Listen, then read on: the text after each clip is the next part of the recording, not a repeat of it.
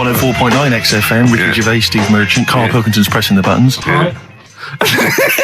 We're playing some great moments from the last 3 weeks. And some great records, Steve, from the last 2 weeks. That's true enough. Yeah. We're not actually here today. What are you up to today, Rick? It's 8 hours earlier, so this is about 2 o'clock probably. Mm-hmm. So it's about 6 o'clock in the morning. I'm still in bed, mate. I'm asleep in my hotel room. Now, where are you? We're in LA. Los Angeles. Yeah. City of Angels. Rick. Yeah. City of Angels. Yeah. And so that's what we do. We're doing stuff like that. That's why we're not here. We're not here next week either. So next week is the best of this week. All right, so here's the first bit. The reason you became King of the Universe, of course, is because of your fascinating French bread anecdote. Oh yeah. Come on then. How did baguettes come about? If this is going to be someone cooked a loaf a bit wrong and said, I can still make a sandwich out of it, I'm going to hit you. No. Go on then. Right. Napoleon, when he was at war and that with Russia. 1812, yeah. Yeah, all his soldiers were like, not used to the cold weather and that. So they said, take some clothes in your bag with you because it's going to be nippy out there. So they put all the clothes in the bag. Sure. They were told, it's Napoleon, for Christ's sake. No room for any food. You're joking. So couldn't they make some sort of like sandwich? No, it wouldn't fit because of all the clothes. You had to take extra gear. Sure. So, anyway, I can see where this is going. Is there a baguette-shaped gap left in their holdall? They thought, let's make some bread that you can fit down your trouser leg. What? That's not true! No, it's not! I read it in Euston train station. I was waiting to go back to Manchester. Where did you read What's this? scrawled on the wall in graffiti? Yeah. Do you know was it also meet me here for cock fun at 12 o'clock? The Upper Cross Sandwich Shop, Euston Station. It's on the wall. What do you mean it's on the wall? Do you know how it says, like, sail on at Dixon's, whatever? Yeah. Next to that, there was, like, a bit of information. Once you've read the stuff on Dixon's... I get information. There's a big thing about the history of the baguette. I read it and I thought, we got to make a sandwich we can spit down our trouser leg. But how can you march and fight with a huge piece of bread down your train? Although it would be intimidating. You see them coming, you go, sacre bleu, look at the size of them. They're big fellas. Well, blimey. I can't help but feel that could be a practical joke at your expense. Yeah. do that. Well, the Earl of Do you Sandwich... ever question anything you read? If it's printed up, is that, like, fact for you then? Well, it's not funny. I mean, if they were trying to be funny, it's like... it's not, is it? So it's information. Have you heard us? Things sometimes want to be funny when they're not. That's exactly what happened with the sandwich. The Earl of Sandwich wanted something he could fit down his pants. And it was those triangle cut sandwiches wrapped in cling film were perfect. You might be right. You might be right. I am. Because the Cornish pasty, so they could drop it down the mines, isn't it? Is it? They wrapped it up they wrapped up like meat and vegetables in pastry, and they sort of crimped it, and it was like and they dropped it down the mine, so, yeah, that's how that came about. And bagels were originally made so that people could play hoopla, but then eat afterwards. I don't know if you're aware of that. That is true, Carl. Well, anyway. Call my bluff. Is one of them true? Yeah. They're all true. They're all true. Yeah. Tell your kids that when you have them. Yeah. If they're still alive in a million years. Well, it might be true. Can someone confirm that baguette fact that it was so Napoleon could stick it down his trousers? Not him, his soldiers. His men. Yeah. Fascinating information. Fascinating bread information, Carl. Radiohead. Yeah, now this is my song for the lovers. It's a beautiful track. It's Let Down off OK Computer. It's one of my favourite Radiohead tracks. It's lovely. Right, set the tape going now if you want to tape. Yeah, these songs. And just remembered recently, actually, I was on a train coming back from hometown Bristol, and I was on the train, and this girl walks on, good-looking girl. I thought, hey up, largely empty carriage. I'm thinking, my luck's in, because I take every opportunity, Carl. That's the thing about me, I don't choose. She was a good-looking girl. She sat down. I thought she sat down right near me. I thought, brilliant. As this guy comes up behind her and says, I think it's probably a boyfriend or something. Sits down next to her. And I listened in on the conversation, obviously, because I'm pretending to read. It was very clever. I read the same page for hours, so I was pretending to listen. I was listening, but pretending to read.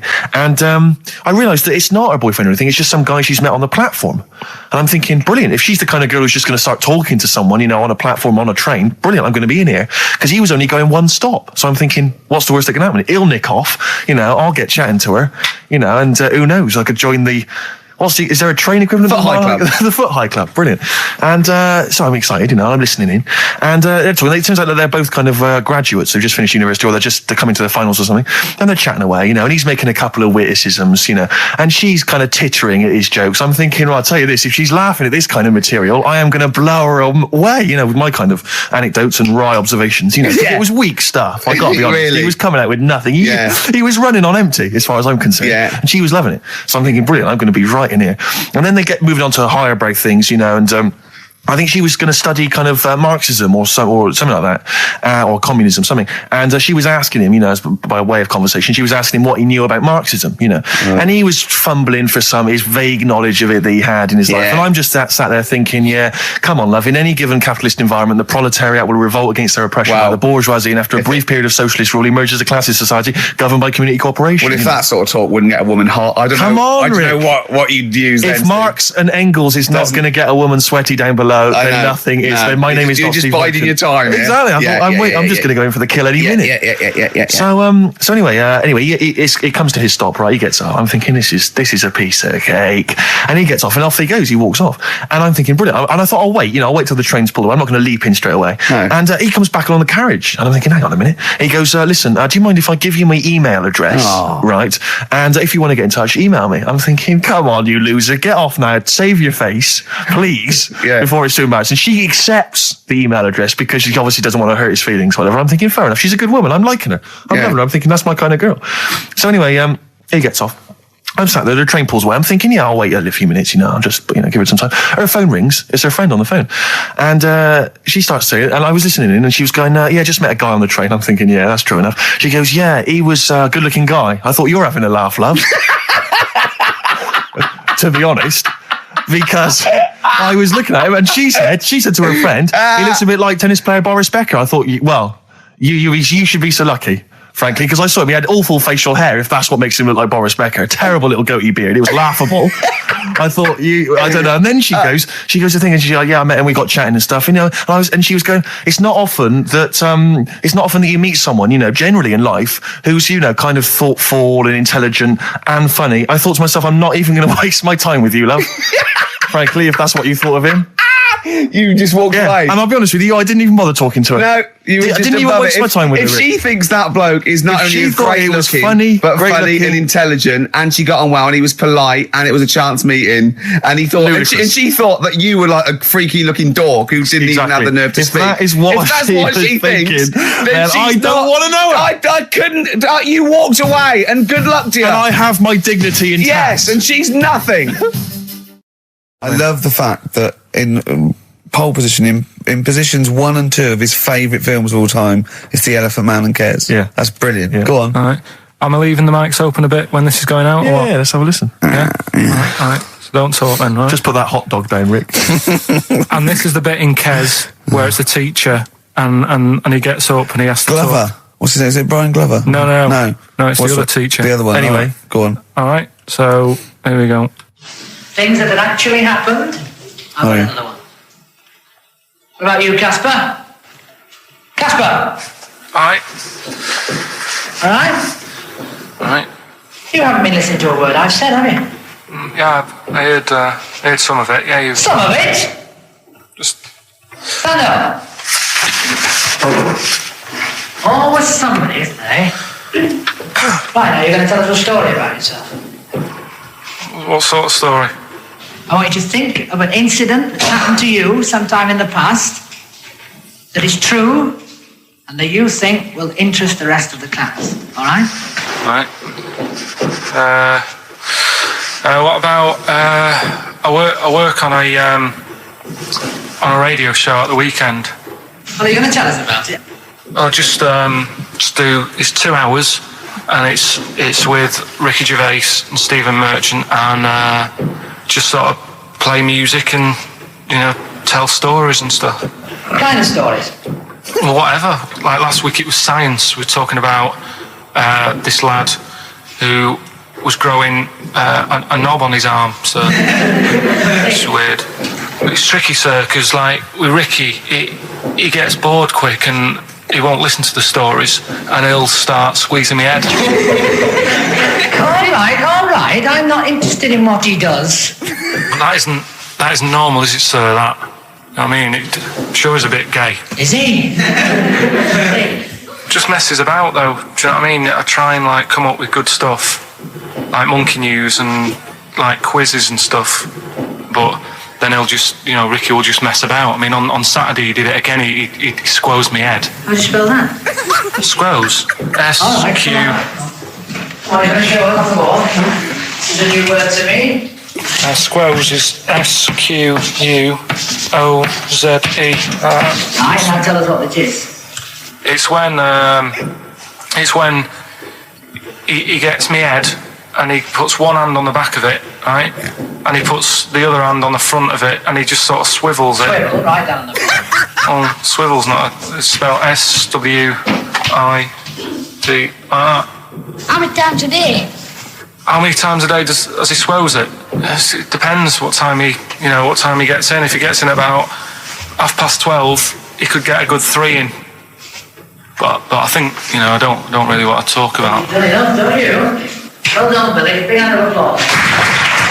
That is the effort. Yeah. Wow. That's the best thing you've ever done, Carl. This is the Best Of Show on XFM 104.9. I'm Ricky Gervais, with me Stephen Merchant. Yes. I hope you're enjoying the Best Of.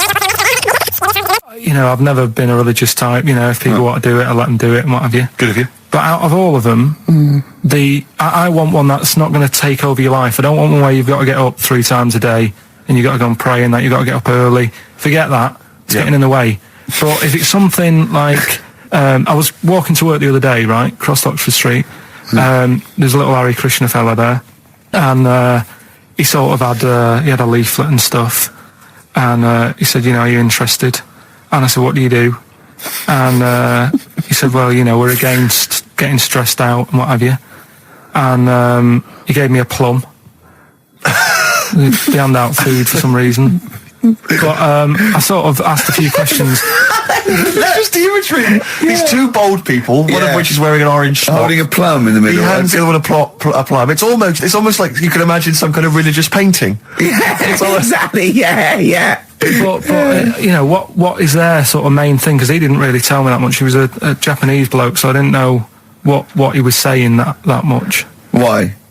He wasn't speaking English? Not very well. He wasn't the best sales bloke to send out for them, is what I'm saying. Yeah. But what's that? Are they? You're saying they're nothing like? Well, I believe Hare Krishna is a kind of as an offshoot of a sort of Buddhist faith. It is. I think they are Buddhist, aren't they? Yeah, and obviously their kind of trademark, as it were, is that they have to say. I believe they have to say Hare Krishna, Hare Krishna in a certain rhythm, in a certain order, a certain amount of times per day. That's why you see them walking down the street saying Hare Krishna, Hare Krishna, because it's actually a sort of religious chant which they're obliged to do. So you see, even if you go into the Hare Krishna faith, you may find yourself, you know, in Tesco or whatever, forced to say Hare Krishna, Hare Krishna, perhaps out loud, not just thinking it. Yeah, no, out loud. You can put it on an iPod and you couldn't put that on an iPod. No, it doesn't count. No, I think you have to actually say it. So I guess that kind of eats into your social life a little bit. And there's the wearing orange as well. Particularly frustrating, I imagine, if you're in a cinema or a library. A little bit awkward there, you know, midway through. Or Star you Wars, live next door to a bloke called Hare Krishna, who constantly thinks you're calling him. Yeah, that probably. Yeah, so that's in this. I mean, I don't think we've quite done the Hare Krishna faith its full service there, but so interesting to you. I mean, you got handed a plum. You've been treated well by them. Yeah, well, but he couldn't tell. I just wanted to know how much time it would take up. What are the benefits? You know, what can you do? What can I think the benefits are they probably don't get stressed out. They've probably got that sort of that zen, that chi-ness about them, where they try and interact and quite meditative. Yeah. I've got some nice trainers as well, don't they, with their orange. What are you looking for then in a faith, Carl? You say what are the benefits? I mean, obviously Catholicism, you get the communion wine and bread, so... Yeah, but I can afford that. Right. Probably just I like the Crusaders. I was forced into joining that as a kid because a mate sort of joined it, and he sort of said, "Are you joining?" I sort of swore at him. I said, "I'm not doing that." Right? Yeah. He said, "Right, if you don't come with me, I'll tell your mum that you just swore." So I was like, "Oh." So I went along, and they used to just go on the Friday when they played, Sabutio and stuff. And then I went on one Sunday, and it was totally different. There was no Sabutio. There was no sort of, Table tennis. the thing where you hold a thing and knock things over. Skittles. There was all that on a Friday. Went on the Sunday, it was rubbish. They said, right, sit down in this room. They gave me a Bible. Thought, this looks too heavy, this is too big. I'm not interested in this book. And I never went again. I used to hide on a Sunday when they came round. And that's been the only sort of... I suddenly, why did it suddenly turn out to have to hide on a Sunday when they're coming round? Because they wouldn't leave. They wouldn't leave. Who was it? Were they adults? It was well, he seemed like an adult to me at the time, but he was probably about 27. Well, that is an adult. Yeah, but do you know what I mean? He seemed a lot older when I was a kid. Yeah. And he came knocking and that, and he used to say to me, Mum, I'll just tell him I'm ill or something. And he used to hang around to see if I'd eventually come out to play and that.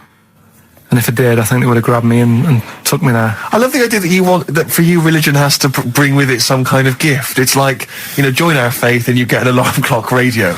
It's like something like I think religion does bring a gift. Usually, it's the gift of the Lord. Well, the gift of everlasting life, isn't it? And that's the problem with it, A lot of people believe in it because they think... But for Karl, his feeling is like, that should be a given. That's safe. I'm definitely going home with eternal life. But what else can I have? Is there an iPod? Why do you have to have a religion? Because obviously I don't have a religion. I don't miss it, and I wouldn't want one. I'm an atheist, and that's out of belief. That's out of logic. And we don't get into the politics or the morality of it. Why do you feel you need a religion? Why don't you just get a hobby? Well, I didn't want one. I don't want one. I just was saying that, if I was to get one, which one would I go for? Is what I'm saying. I'd like to see you perhaps as a Jew. I think Judaism would suit you well, I think. What are the hours like for that? Tough. Can be tricky. That's what I mean. I don't want anything that's, And they have a day where they don't eat and stuff. I couldn't be doing that. So then they have days when they eat too much? Yeah, but what happens if I'm not that hungry that day? Like I say, I don't like change. No. I like my Cheerios in the morning. I don't.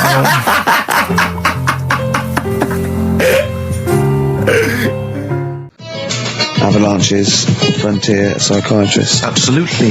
Well, we've had lots of emails. People, obviously, we inflamed and provoked about the Cornish pasty. I've got a couple of amendments to that. The crusty bit, is actually as a handle, because obviously the miners had dirty hands, and they'd eat all the stuff in the pasty, and they'd be left with this sort of crust, and they could throw that away. Also, someone told us that at one end was an apple, so you have a little sweet as well. Little dessert. So, there you go. You noticed how, over the years we've been doing this, way back when we started XFM, no one ever contributes when we ask about the music, when we ask about hip-hop, or their, opinions on that, anything important. But start talking about pasties. Yeah. We've had about 5 phone calls. Yeah. And someone phoned up to confirm. They used to work for Upper Crust, and basically Carl got all excited. So it is true. She went, well, I don't know if it's true. I've read the same sign you did, Carl. Interestingly, there's an email here that says, which basically offers a history of the baguette, and talks about after the revolution, the government decreed that all of France must eat the same bread. And it was up to the bakers to bake this bread of equality. And then Napoleon kind of made sure it was a particular... He kind of set in... Obviously on the bread you can eat anything you find in the garden. Frogs, snails, bits of horse, squid. The interesting thing is, Rick, that there's no mention of sticking it down your trousers whilst going to war. The French have tried to keep that secret for over 100 years, it was Steve. only the upper crust people. Nearly 200 years, that is a top secret. Somehow Euston Station upper crust got hold of a document, left behind in an old sea chest, possibly Napoleon's, could have been Josephine's. Unfortunately, jotted it down. He's kicking himself now. Oh, exactly. I cannot believe I left a note. If he talked like that. He did. He did that. Yeah, he talked English, but in a very funny French accent. Do you remember, there was one thing that, talking about funny French accents, you remember Allo Allo? Yeah. Remember, it was on about 5 o'clock in the afternoon, but they still made, because it was a funny Frenchman, it was that English guy who was posing as a French police officer. It's very complicated. He would often walk by, and I remember there was one where he said, I was pissing by the door when I heard they shit. Oh yeah. Now that's passing I'm by allowed the to say door. that. I'm allowed to say Passing that. by the door when I heard a shot. That's what he's saying. I'm allowed to say that at 2 o'clock because I'm just saying I'm talking in a French accent. Yeah. I was pissing by the door when I heard a shit. Yeah. That's fine. Yeah. Because I'm speaking French, Carl. Do you know what I mean? That's the rule. I'll tell you something I do know. Go on. Right. But I can't really get a question out of it. Go on. Just tell us. There's a shadow somewhere. It's already good, isn't it? I'm loving it already. No, right. There's a shadow. I think it was in America. Yeah. And it's on a quiet road. I'm guessing somewhere like Boston. That's what I imagine. Okay. Right. No. Somewhere like Boston. And people at night used to see this shadow moving about. And they'd go, what's that? Right. And it got known, the town, the little local town got known for this shadow, but it didn't cause any problems. What are you talking about? It was like, you lost me. What are you talking no, about? do you know, like some places get famous, like Scotland's got the Loch Ness monster and that, but it doesn't cause any. Yeah. But it doesn't cause any problems. It does exist. Go on. Right. So there's this shadow walking about on the road. And, What do you mean? No, what's he again? Rubbish. Right. So he's walking Nonsense. about. Where did you read this? Where did you He's see walking this? about. This was on the internet, and I'm sure. Sorry. Sorry. I thought it was shite. I didn't know it was on the internet. Right. So this shadow is moving about, and Independently of an object. yeah, and the local mayor and that is like, yeah, it's a bit weird, but it's not harming anyone. The mayor involved. Was he elected to that post? Hey, Mayor, we got a problem down here. Seems like a shadow. Well, it's not causing any. No, it was Is just it causing any problems? Yeah, go on. But that's the thing. It was left for years, and then it did start causing problems. I see, that's it. If you leave these shadows to go unchecked, Rick, they go crazy. Yeah. You let them run amok in the Yeah. city. Yeah. You've got to stand What around did it do? on What did it Roman do? shadows. What did the shadow do? It was pushing people off the bikes. It was what? It was pushing people off the bikes. Oh, I'll find out more for that next week. Right, that'll tease oh, them. you're a maniac. We'll do more on that. We haven't had time for Please educating. never have children. Right, listen. You are Just promise me now you'll never have kids. Like I said to you though, the reason I did this Yeah. was to get that kitchen. Right? Now, Brilliant. as we speak now, right? Builder's in the flat. He's been annoying me. Of course he has. Of course he has. What's he been doing? When he turned up on Monday, right? Yeah. Wanders in, and the first thing he says to me is, said, the pub across the road, is it any good? I said, well, it doesn't matter, does it? You're working on the kitchen. Think of saying that to a builder. Probably making conversation. Probably meant, do they do a toasted sandwich? Because I've got a half-hour lunch break. Not an hour, like Karl Pilkington. So I'll pop over there and get a nice, cheese and tomato sandwich. Is that back at a crisp. genuinely what you said to him? Yeah. The first thing you Yeah, said so to him? Suzanne had to go at me saying, why have you said that? He hasn't even started on it yet. I cannot believe that. You're unbelievable, Carl. And you say it's us that are rude, crass, I wasn't being thoughtless. rude. I just was letting him know. Do you know what I mean? I know what He they're up knows to. what he was there for. He had it down on his little docket. Do the kitchen this week. Yeah. He didn't come there and go, what did I come out for? Was it to go to the pub for a week? Why am I wearing these overalls? Yeah. Who's the little bald mank twat insulting me? Let me just check. Let me call the head office. I wasn't having a go though. I mean, they should have finished it yesterday, and they're Yeah. there now, right, Yeah. on their own. And what annoyed me is they turned up late today. Hold on, Carl, I've just realised something. They're probably listening to the radio. This, I assume, tuned to XFM, isn't it, in your kitchen? Yeah, but they don't know it's me, do they? Do you know what I mean? No. They'd go, he's got a whiny mank voice as well. So's the bloke who owns this place. And the bloke who owns this place, when I said, what's that pub like across the road, said, well, you won't be bothering that. He's working on this. No, he won't be able to put two and two together, will he? You've suddenly, the penny's dropped, doesn't it? You've suddenly realised. Look at his face. Yeah. He's suddenly realised they might know it's him. And they could be listening, and they're going to clean you out, mate. Oh, if you are the builder working in, where is it? I won't say the address, but it's, Central London, isn't it? yeah. Go Yeah. mental. Have whatever you want. Opposite that pub that you Yeah. like, that you're... That He'll probably be in there now, so he won't be listening. Oh, insulting. You know what I mean? Insulting That's a a further British insult. workman. He should have been just in go today. mental. He should have been at 8 this morning, Just which annoyed go me anyway. mental. Why? I really don't understand why they've got to start so early, right? Yeah. But he said he'll be there for 8, turned up at 9:30, Yeah. right? Wanders in, and what annoys me is he could have left all this downstairs. He had a paper under his arm, Yeah. one of those crossword books, and a pot noodle. Now, I'm not being funny, but most of them take up quite a bit of time. A crossword book, he's not happy with just the one that's in the paper. If you're listening, if you are the builder that's listening now, doing Carl's flat, what about pissing in the laundry basket? Then 104.9, Ricky Gervais, Steve Merchant. We're not actually here. It's the best of. Look at his face. It was really light, right? We've had the parrot, right? These are things that I found the parrot, right? I've told you about the dog in the car wash. Right, you didn't tell me about that. You said there's a car wash for a dog. That's all you told me. Yeah, the but parrot, you said there's a parrot. What? It's a problem at funerals. Yeah. That's nothing. That's nothing. That's nothing. Do you understand? And they used to eat cats. what else have we got? There's an elephant in India with sore feet. Why? There's an elephant in India with sore feet. Now I'm interested. Why? Tap dancing. Why? I didn't write that He's much trying down to about break it. Roy Castle's record. He's still going. Go on. What is it? What is it? Think. It's an elephant, and it was really old. It was about 76. Right. And it had sore feet because it's old, and They don't make stairs and the that big, do they? roads are bad and that. Yeah, go so they said, "What are we going to do?"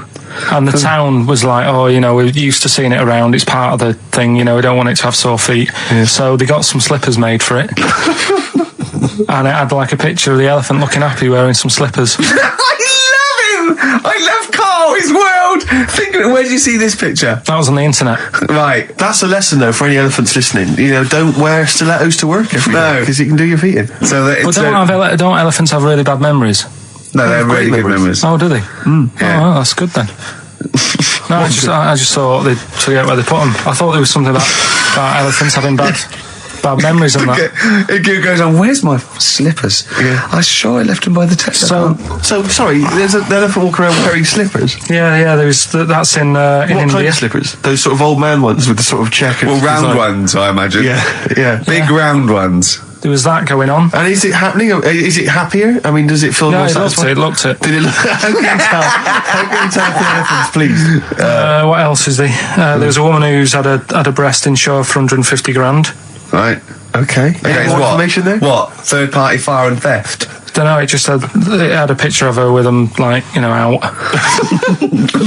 I just thought, yeah, he should get them covered. He's done another real joke! Brilliant. That's a proper joke. He's done look at his little face, he smiles. I'd like to see you on one of the sort of TV panel games. If they could bring back sort of celebrity squares, he'd be amazing as the centre square. Oh, that would be Wouldn't incredible. That be or on that countdown in Dictionary Corner.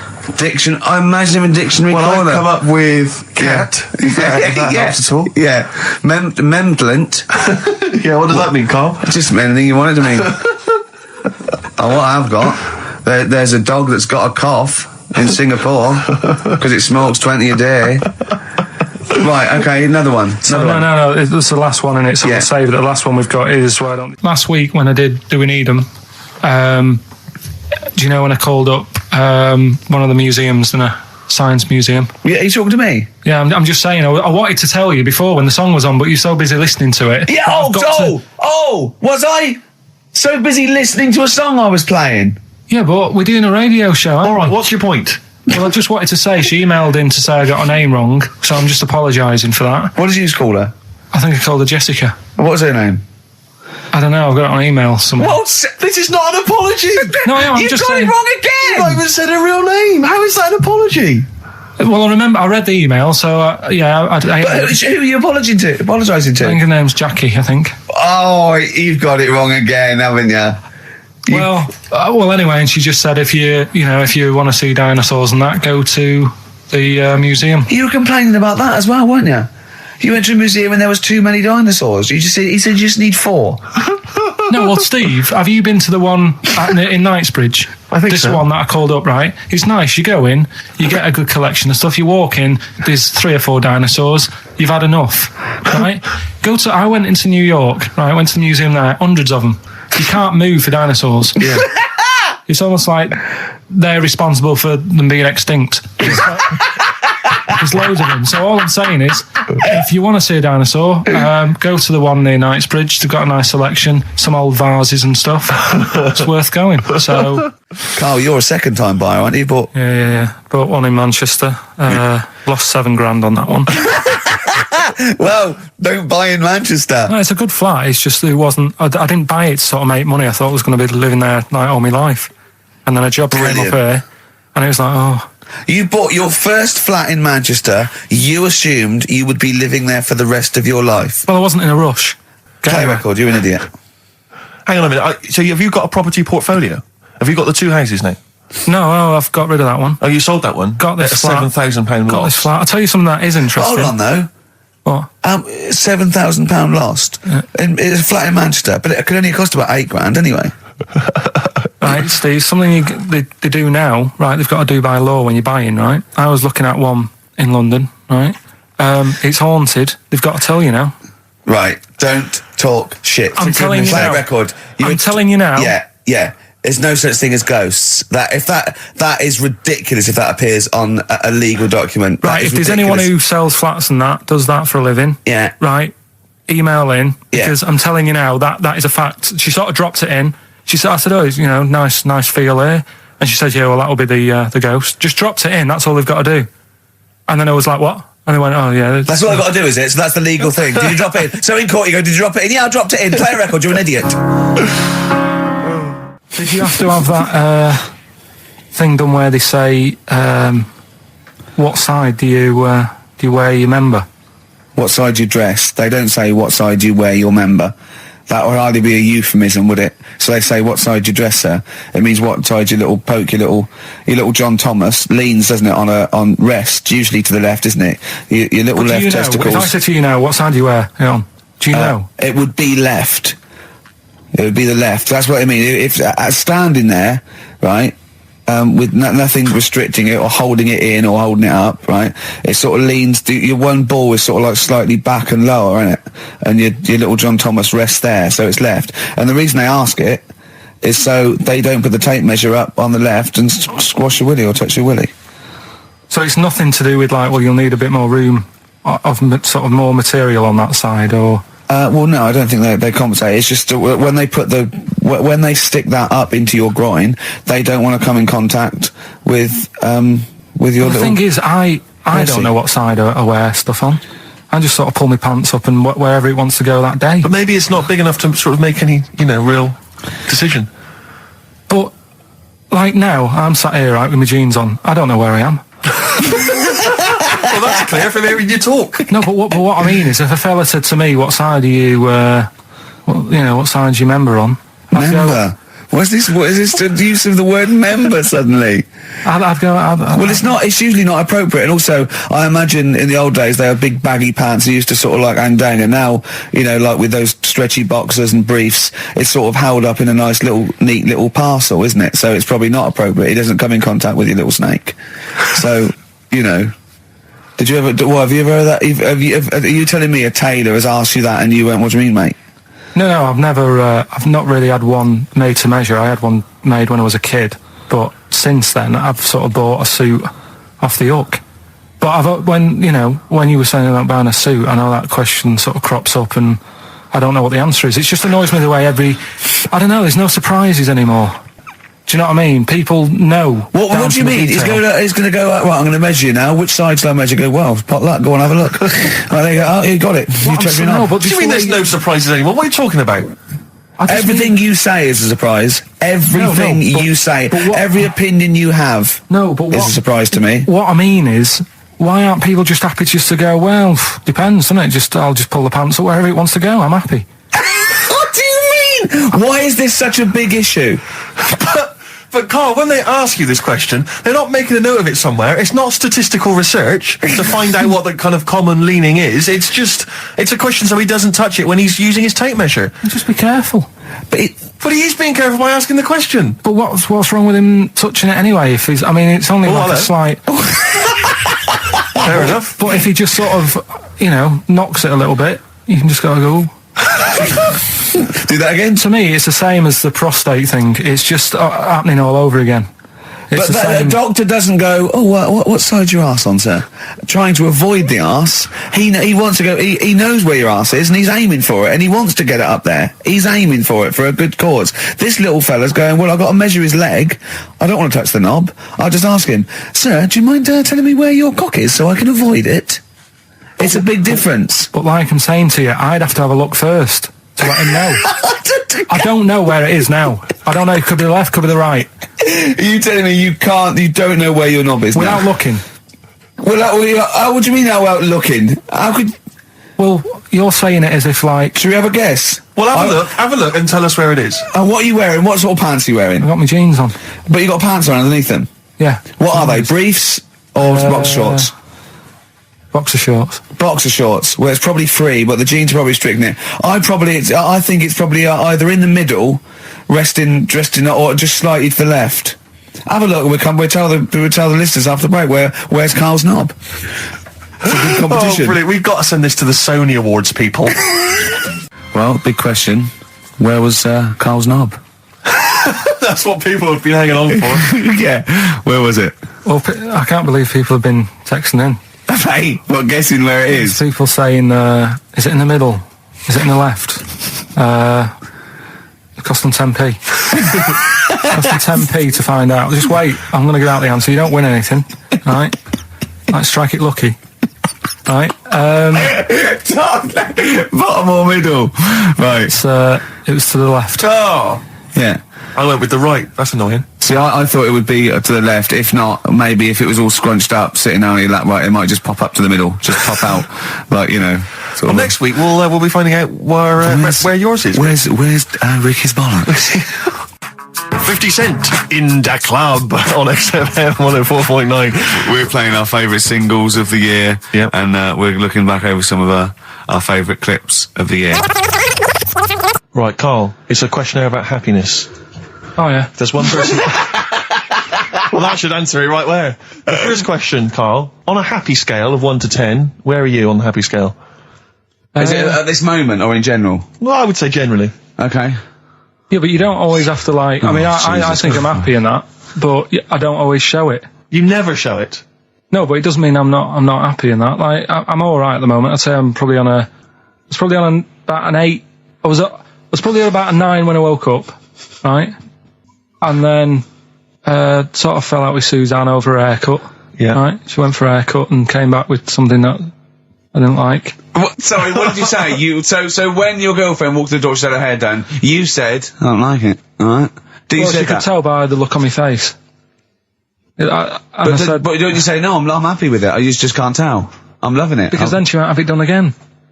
Oh, Karl, I just cannot get over you. I really can't. No, but you haven't seen it. Right? Oh, So then I was fed up, but then I thought... Sorry, what authority have you got to talk about haircuts? Yeah, you had officially from a barber in Manchester above a railway station in a shack, it was £2 a cut, told you had the hair of a Chinaman. Well, you wish you had the hair of a Chinaman now, you got no hair. You're a little bald mank with your mouth open, so don't... Is she listening to this, Suzanne? Sitting at home with a woolly hat on? I don't know. But she knows now, doesn't she? What did you say? What words did you do about it, I just said you look like someone out of Slade. Interestingly, that's what I look for in a girlfriend. Oh, God! Which one of Slade? That one with the funny... Not Dave Hill. Yeah. The one with the crooked fringe and the goofy... She had her teeth done as well, did she? She had 2 front teeth put in. Dumper. So anyway, So prior to that, you're on a 9. Then you saw the haircut, you're on an 8. Yeah. Yeah. And Now what you on? I'm probably on about a 6 at the moment. Why? What's happened? Well, while Star Sailor was on, bit more head squeezing going on. So, yeah, about a 5 or 6. So generally speaking, what would you say you are? About normal? 4. You're on a 4 normal. Alright. What would you give someone who wasn't very happy? What would you give them? What are you thinking, Karl? Depends why they're not happy.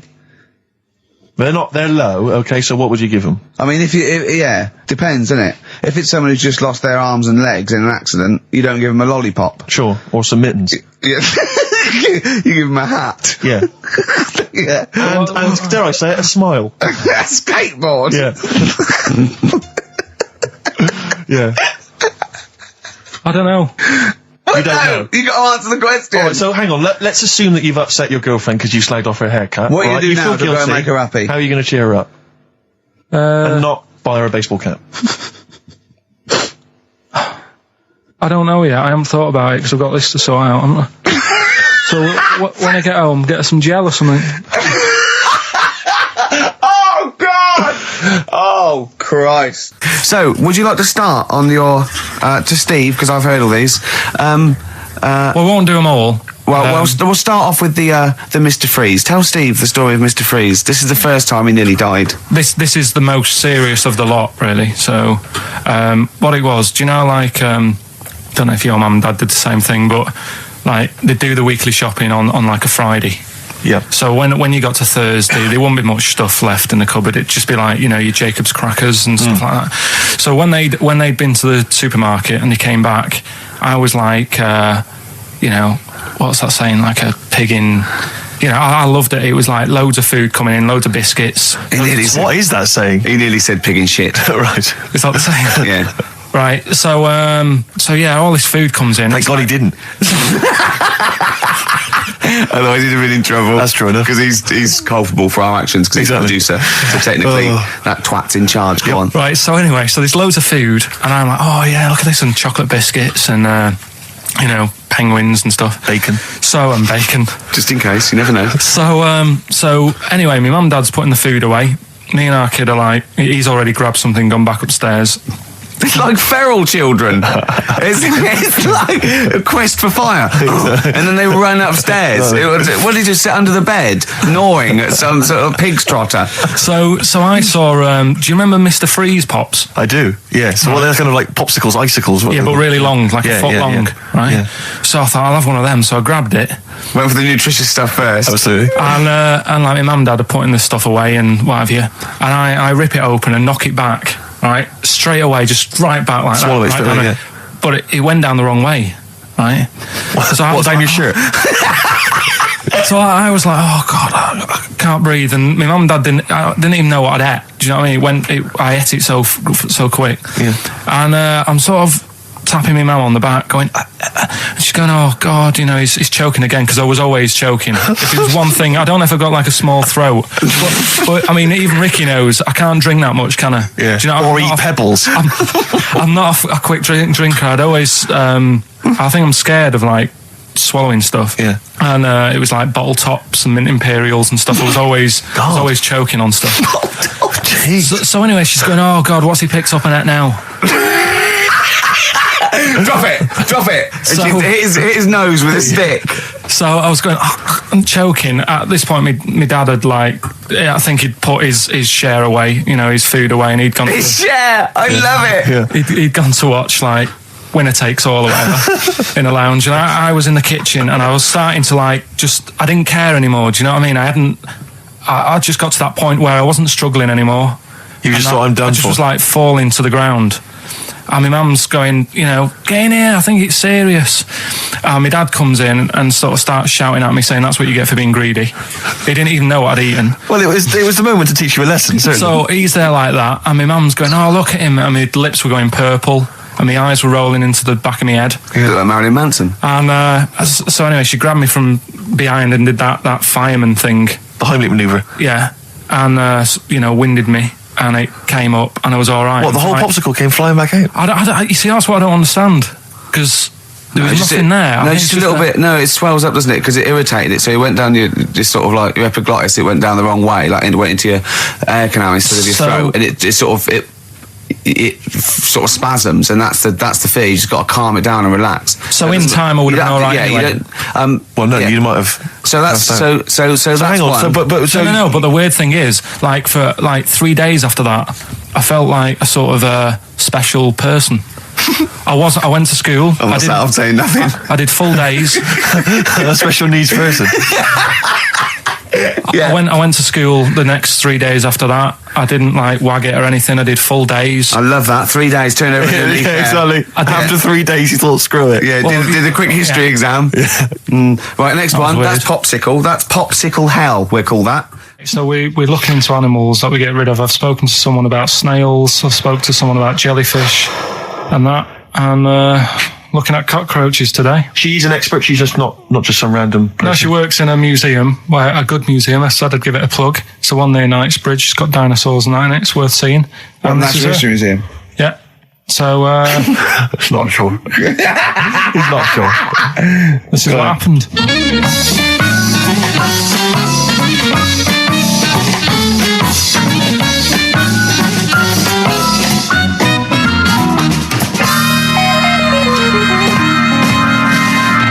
Now, what I'll do, I'll tell you as much as I know, and then you can fill me in if I'm right or wrong. And then at the end of it, we'll get to the bottom of whether we need them or not. Okay. All right. So first of all, the first thing that I found out is that they have 18 knees. That's not exactly possible. They're insects, so they have 6 legs. Yeah. And a knee is usually the junction between femur and tibia. That's sort of classic human knees and every other animal knee. So with 6 legs, you can only have 6 knees. Could somebody sort of got mistaken for seeing one that was a bit double jointed? I think you're grasping at straws or something. All right. Well, we might have to come back to that one then. Okay. They can hold the breath for 40 minutes. Well, they don't do that because they don't breathe in the same way as us. They breathe through little spiracles, holes down the side of the body. So, no, they're not a very apt simile because the method of breathing is so different. What do you mean? Because insects have a totally different system. They don't have lungs in the way that we do, and just breathing through one part of the body. They're actually breathing through every segment of the body all of the time. So even though they've got their mouth shut, they might be able to slide. Nothing to do with breathing. So only just feeding. So you see, maybe that's where someone's gone wrong. Someone's got hold of one and sort of taped its mouth up or something and got bored after 40 minutes and said, well, we'll call it right. That's a pretty unkind thing to do to an insect, even to a cockroach. Yeah, but it's all... Can't do that. Yeah, but... No. Pretty unkind thing to do anything, even a cockroach. Something else I found out. Yeah. They can live for a week without an head. Well, that's true if they don't bleed to death in the process. But the weird thing is, when I told you that they had 18 knees, you seemed a bit sort of like, don't talk ridiculous. But then we're talking about an animal that can live without an head. So there's a little bit of truth in that one, yeah? Yes. Why, when it was invented, has it got that facility?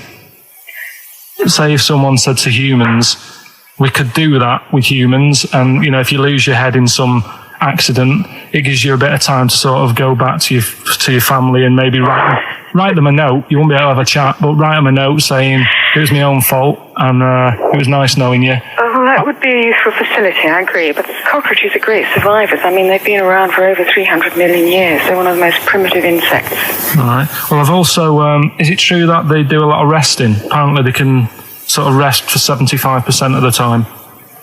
Rest? Yeah, they just sit about doing nothing. It's probably true of a vast proportion of the world's fauna. Well, I mean, maybe the 25% that they are working, they're really giving it some, so it might make up. They're probably searching out food and, they can slow down considerably. You can chill insects in the fridge and they'll become very, very quiet. You might think they're dead. Yeah, but I'm sure, you know, if we were sat in a fridge, you know, we'd go a bit quiet, wouldn't we, you know? Well, you might not know much about it, of course. Yeah, but... You're not quite reading the right sources. Well, I've been using the internet. I'm sure there are many useful sources that you could find there, but some of those seem to have been a little misleading to you. So you don't agree with a lot of what I've told you there? No. So cockroaches, can we get rid of them? No. So we're keeping them then? I would say so, yeah.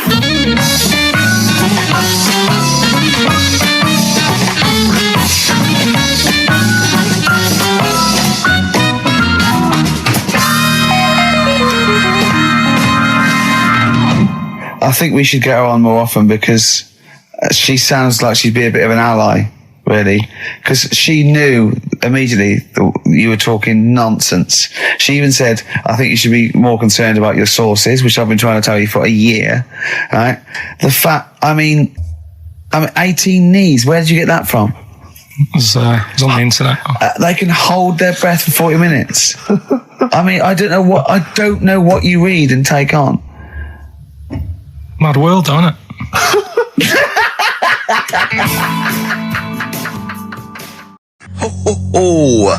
Placebo in this picture on XFM 104.9. 8 minutes to go. Let's make it a good 8 minutes, and then we can all chill out. Yeah, enjoy the rest of the weekend. Play the jingle. Chimpanzee, that monkey news. Excellent. A particularly aggressive jingle this week. Wow. Yeah, looking forward to this monkey news. Carl. Right. Come on. So, what's her name? What? We've done. Sorry, what? Brilliant. We've done a lot of monkeys who got involved in crime and stuff. Yeah. Right. We had the one on the train station, nicking a bag. Yeah. We had the one who went into a bank. Who cares? Went into a bank and walked out with the money and stuff. Yes. Right. Didn't happen either. Next. But the thing is, you never sort of found out what happened to them. If they sort of got worse, got more involved into crime this and monkey stuff. news update. That would be amazing. Brilliant. What they found out in India is Yeah. it's got a prison. It's just for monkeys. You mean wild animals? You mean a zoo? Yeah, a zoo or a kennel or something where it's been gone mental or something. No, it's a prison. Yeah, Prison. Is it? Does it have fraud cases? It's got. It's Mainly sort of animals that are attacked things. Mainly violence, I bet. That's my that and theft. Say it again. Stuff. Theft. Say it again. Theft. Say it again. Robbing. No, let's go back to that word. We're going to keep doing it. We've got 6 minutes. You're going to say the word right before you go to Hastings. Well, do you say it? No, Well, no, then you know how to say it. Well, all right, Robin. Call it Robin. Say it again, though. So Who's anyway. Robin? Who's Robin? So they've got this prison, right? This is extraordinary. Say it again. No, you're not going to say it? Oh, go on then. So they got a prison for them, right? And there's 11 of them in there, 11 monkeys. Right. That are in there for life. Because that's... I think there's one just got out on parole, right? No time off for But good behaviour? there's 11... I'll give you the bit of paper because I thought this was... You thought it was a bit weird. Now, Carl, what are they in there for then? Because, I mean, they're in there for life, so I'm assuming it's murder, is it? Premeditated murder? They're not crime bosses, are they? They're not... Are they prostitution and gambling? Are you sure they're not just the pawns and the head sort of like orangutans up a tree going, remember, you don't know me. You're on your own.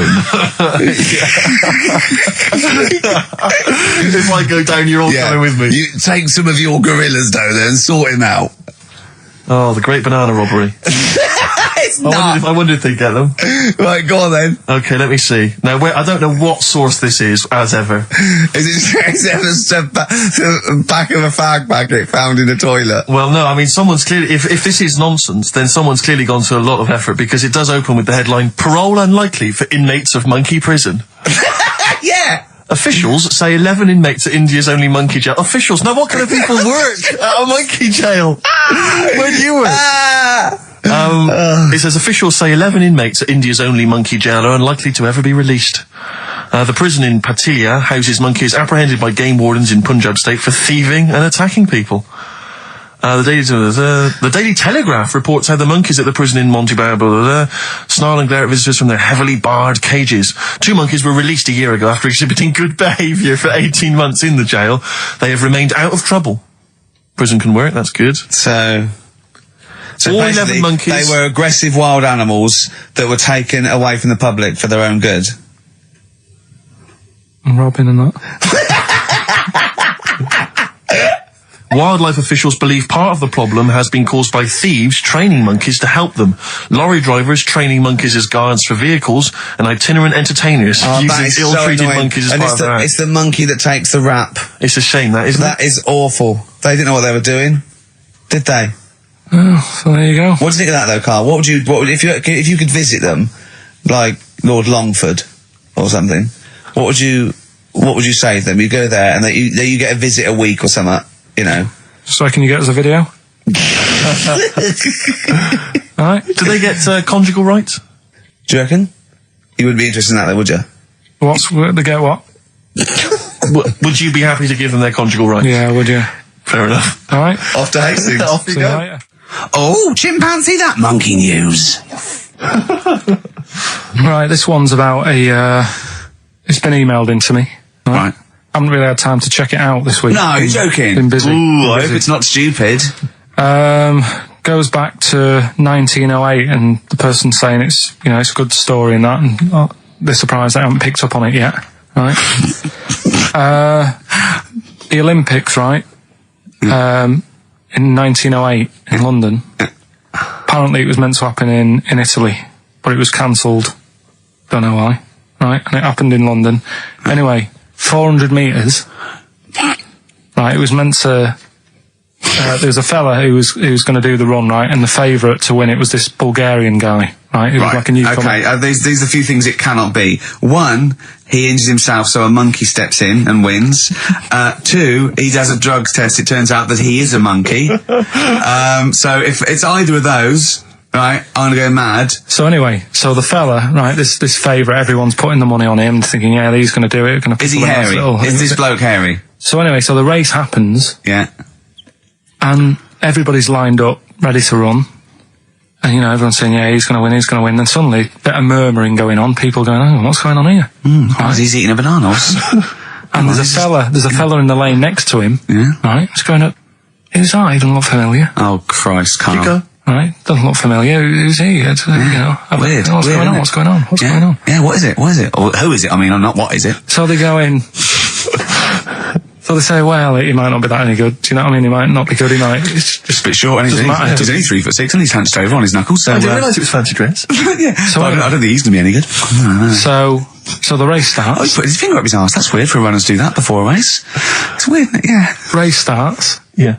The fella that no one recognises wins it. People go, what's gone on here? Yeah, sure. Do you know what I mean? We had our money on the favourite. What's gone on? Who is this guy? Yeah. Anyway, he stood up there, right? He's looking well happy. Yeah. He's lifting the trophy and everything. Right. Long arms. That trophy's higher than... So anyway... He's only 3 foot, but the trophy's 9 foot in the air with those long arms. I'm suspicious. Go on. They had the picture in the paper the next day. Sure. And everyone's going, yeah, he was fast and everything, but... quite hairy for a run. I'll tell you what. Quite hairy for a run. Because normally they shave themselves, don't they, to make them faster. And how did he manage it? It's really hairy and that. So anyway, he wins the stuff. He walks away with a cup.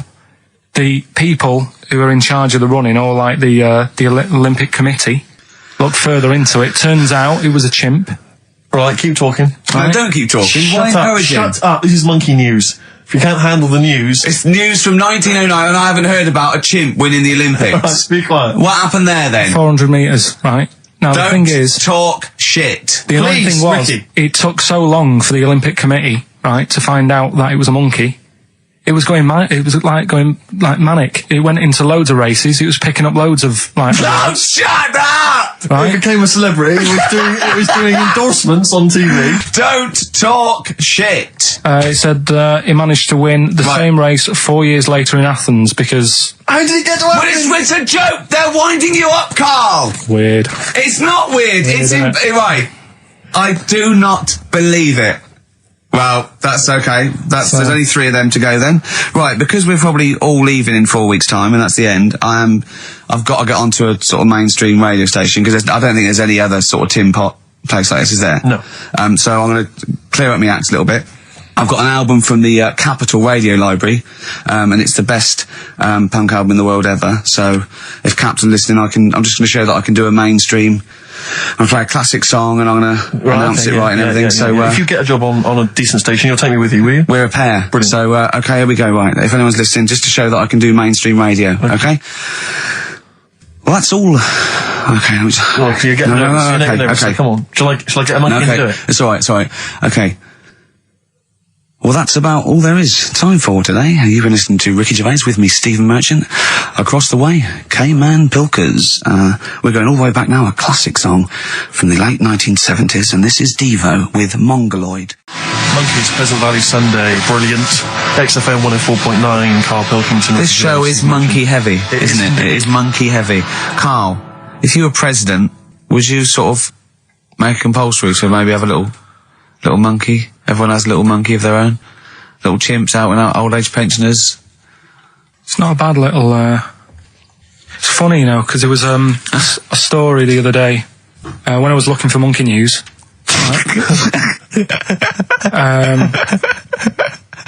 There's a story about a couple who couldn't have any kids. Right, there's something wrong with them, but they really wanted a kid, and they got some dodgy email address where they could buy a baby online, right? It was someone who would have a kid, and you could buy it for $3,000 or something, right? Yeah. So anyway, they got picked, and they're like, brilliant, there's the money. got the baby and everything. They were loving it. You know, playing with it and stuff. As it got older, Feeding it. it got airier. Oh, shut the oh, Carl. Turned out it'd been sold a chimp. You maniac. You stupid mank twat. How on Don't earth? talk shit. That is as if... what? didn't know it. Oh, don't talk. Are you mental?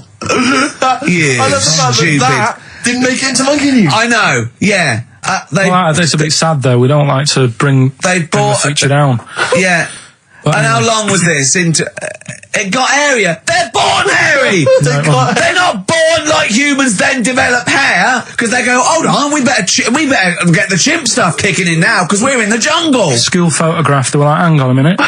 He looks a bit weird. Oh, you are just the rubbish. Mad, innit? Mad, innit? Imagine, oh, God. But Just anyway. imagine if he was in charge. We did put him in charge of the country. Terrifying. Wouldn't that be amazing? Let him run the country. Just for a week. Or the mayor. What would you do if you were the president or the Lord Mayor of London or the Prime Minister Carl. I wouldn't do it like he's going to be offered it. David Bowie, Sorrow, on XFM 104.9. Nearly there, but, you know, we're working our way up to the grand finale. The bit where Carl spouts absolute nonsense from a dodgy source on the internet about a monkey who did something impossible. Let's cue up the jingle. Hang on. All right. Perfect. Oh, chimpanzee that monkey news. Right. Let's have a look. This one's from some woman, right? Yeah. And she was taking part in the London to Brighton bike ride, right? Lovely day, weather's good and everything. What year? She's just a couple of months ago. She's done all the training, right? Done all the training and stuff. Got a brand new bike for it. Got a little puncher outfit and stuff, all set for the day, right? It's a nice day. She sets off. They all start pedalling and that on the way to Brighton, right? So she knows the route and that. Got little headphones on, cycling along. Suddenly, Right, okay, I'll stop you now. If a cyclist overtakes her and it's going really fast and it's sort of hunched over, but it's got like lots of cycling gear on and a helmet and goggles, and they can't tell what it is, but they just know it's like a little hairy fella who hasn't bothered shaving his legs, which is weird, isn't it? Because cyclists usually shave their legs, and this bloke had really hairy legs. But and it won. They gave it the medal. It won 3 years running. They gave it the key to the city. It had its own game show, and then someone said, "Hold on, though, this fella's all hunched over and he's only 3'5", and his arms are longer than his body. It's a chimp. If it goes anywhere near that, we're never doing it again." more monkey news next week. She's cycling So along. anyway, she's cycling along, right? And this tricycle. I couldn't predict that. There's always one element you can never anticipate. Yeah. Got a kiddie's tricycle with a little kid on it. Little hairy kid with a helmet. Okay, just go on then. The tricycle comes Whizzing past, yeah. thing. Strong legs in those chimps. So she's thinking but didn't get a chance to see the thing. Oh, yeah, couldn't quite see the cyclist. Oh, God! You bald mank git. Go on.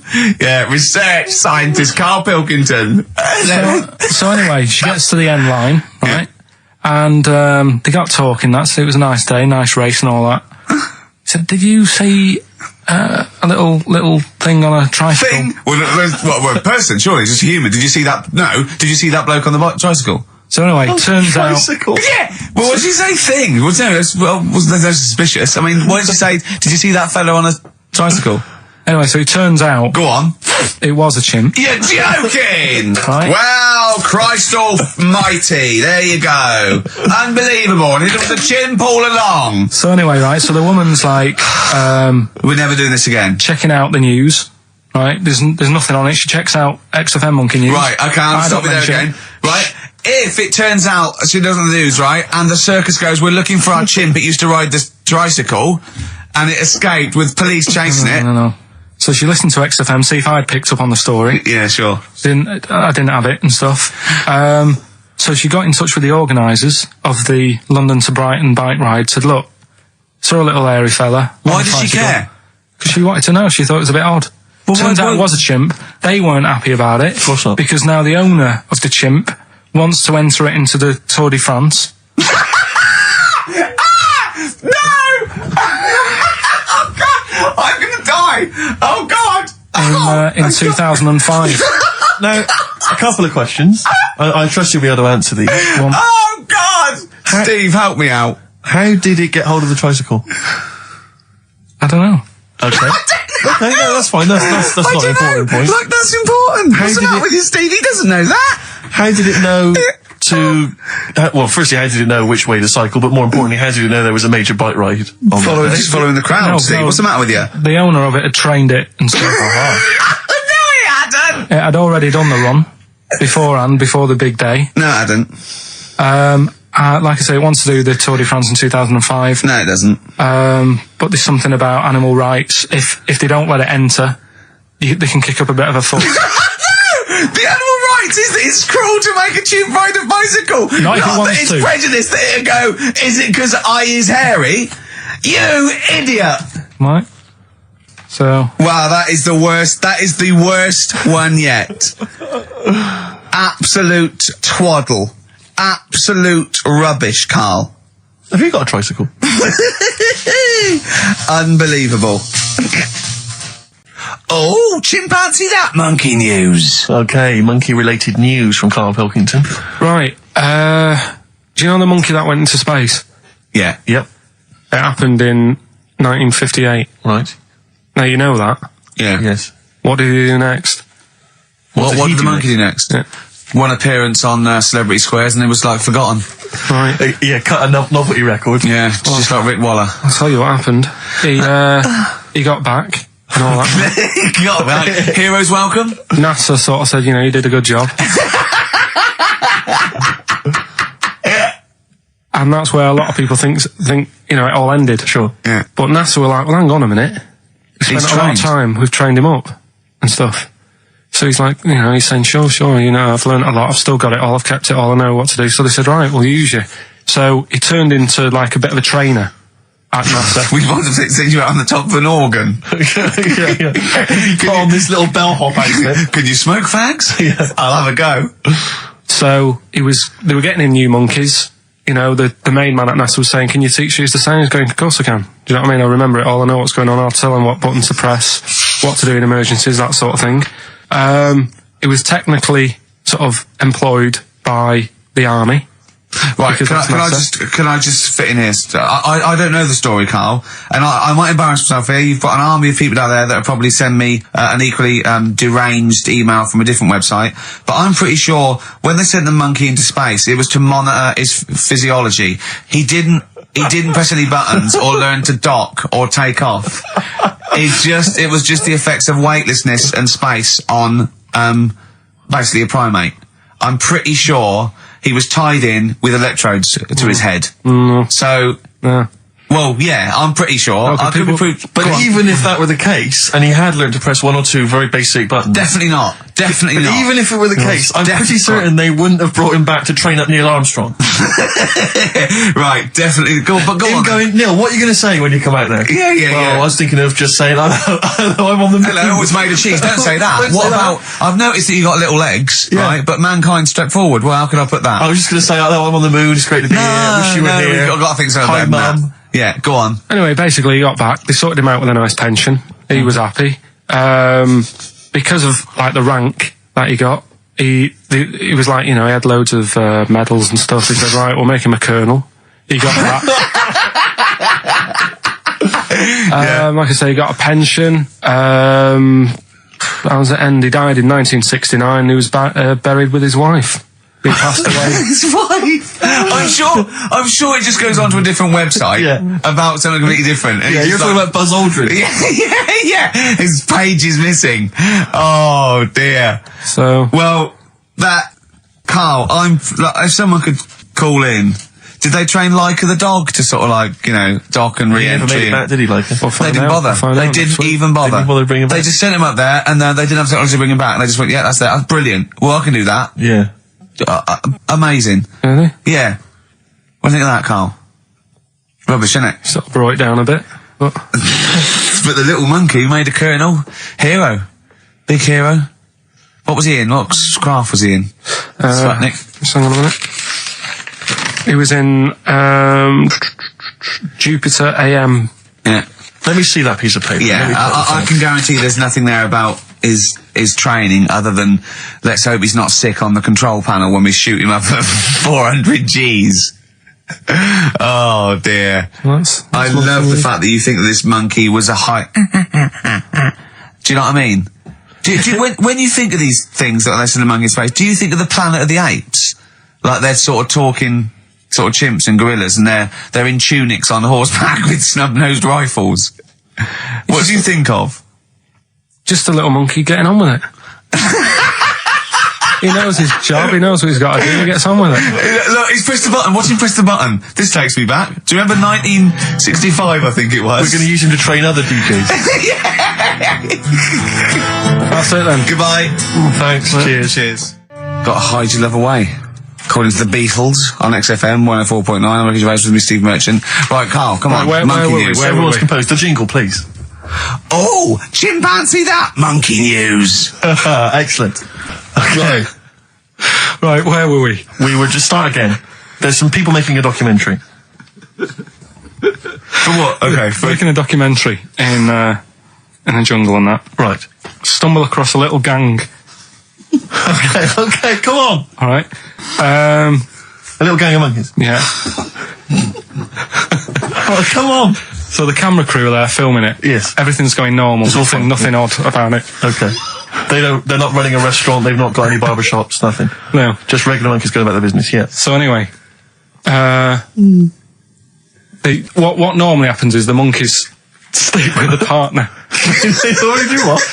They don't sort of sleep around in that. Once they find the girlfriend or the boyfriend or whatever, yeah, they stick with them, right? Okay. But anyway, they were watching this one, right? And it's going around a bit, sleeping around. Oily. And it was getting fatter. They thought this is a bit odd. Yeah. Right. So followed it round and see it having it away. Turns out, little prostitute.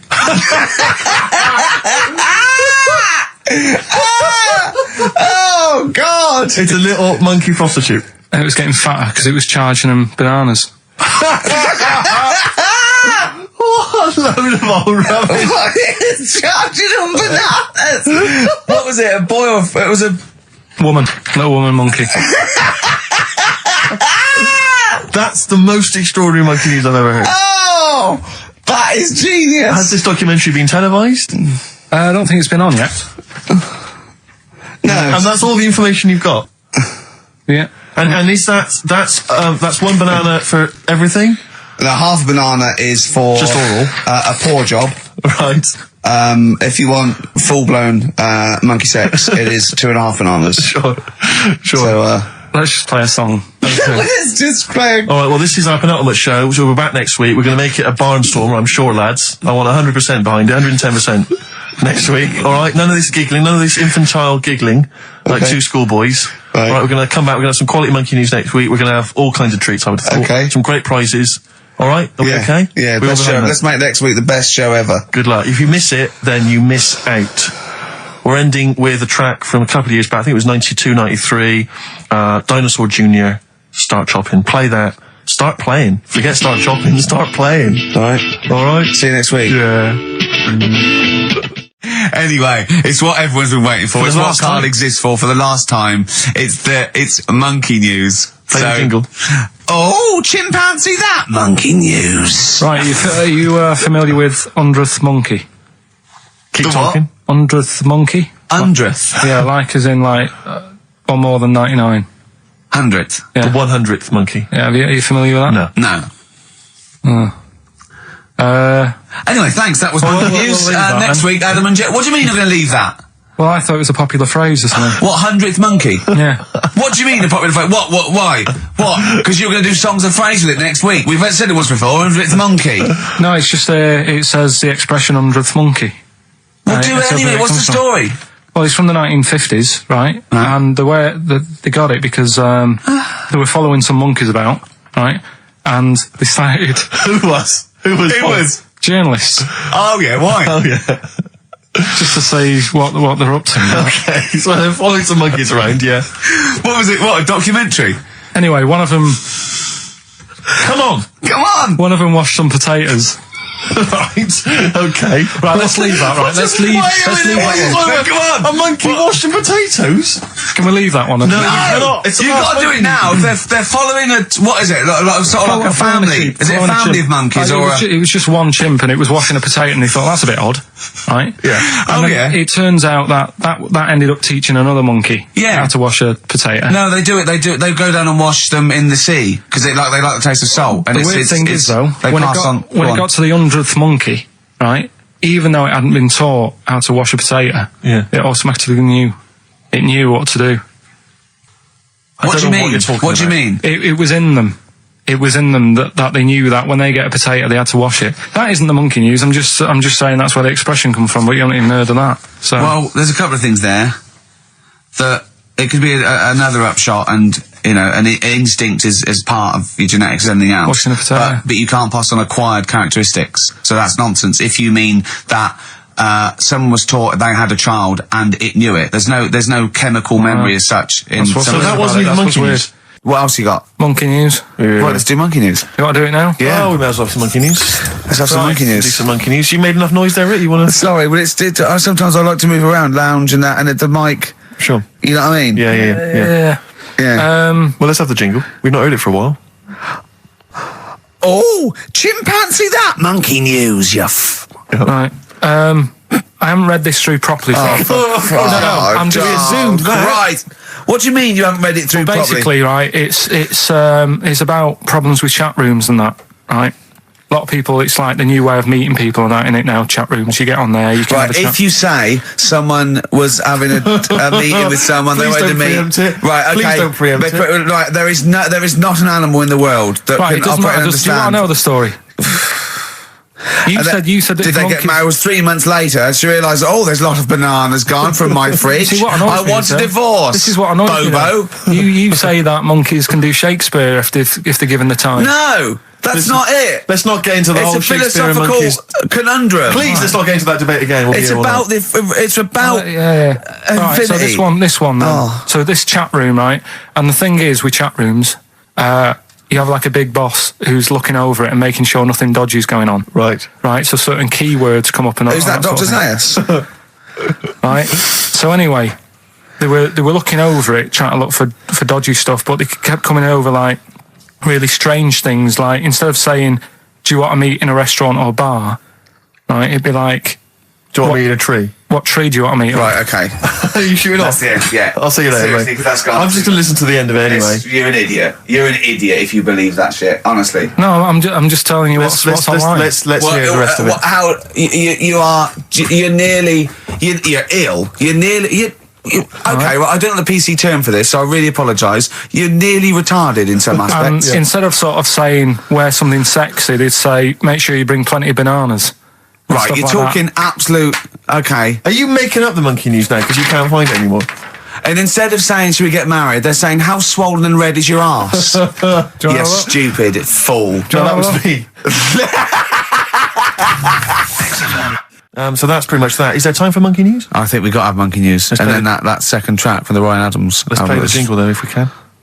Oh, chimpanzee that monkey news, Right. Now, it was back in the 1980s.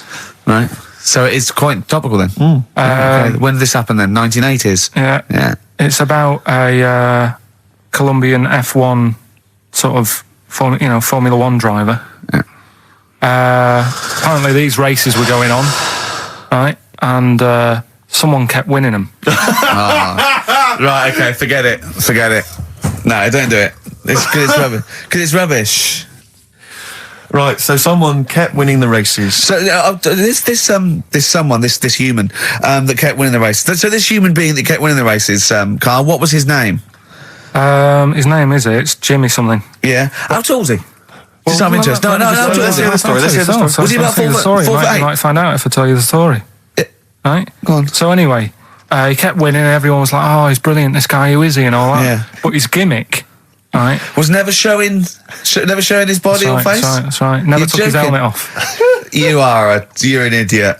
I took his helmet off, right? You know the short trousers he used to wear? His trousers were about a foot long, but his shirts, the sleeves were really long. Anyway, right, so because he wouldn't take his helmet off... You're an idiot. He was taking part in, the F3, which is like the lower ranks of Formula 1 and that. Just get to it. Everyone thought it was like a famous driver who was taking part in that. Get to being a monkey. Anyway, what happened was, there was a crash one day. Yeah. And the car tipped over, everyone's like, oh... He ran up a tree? So... They were suspecting when he ran away with the ambulance people up a tree and started eating a banana? So the marshals ran over and the ambulance people were there and they were about to take his helmet off and the marshal was like, don't take his helmet off. Give away the secret that he's a monkey. Give away the secret and that. Yeah, chimp. Yeah. Took his helmet off. Jimmy Chimpus. Little monkey under there. No, definitely not. Okay, let's play Ryan Adams. Did he survive? Let me just a couple of questions. Did he survive? Yeah, he did, yeah. He was allowed to keep all the awards that he won. Sure. But he wasn't allowed to take part in any other races. Yeah, didn't happen. This is Ryan Adams. We'll see you next week. This is a song called The Shadowlands, also from that Life is Hell album. It's good stuff. Idiot. Okay. Play the jingle. Oh! What is it? Chimpanzee that. Oh, yeah. Chimpanzee that! Monkey news. Right, well, the last one of the year. It's not that good, but this is all that's been going on all week. Yeah.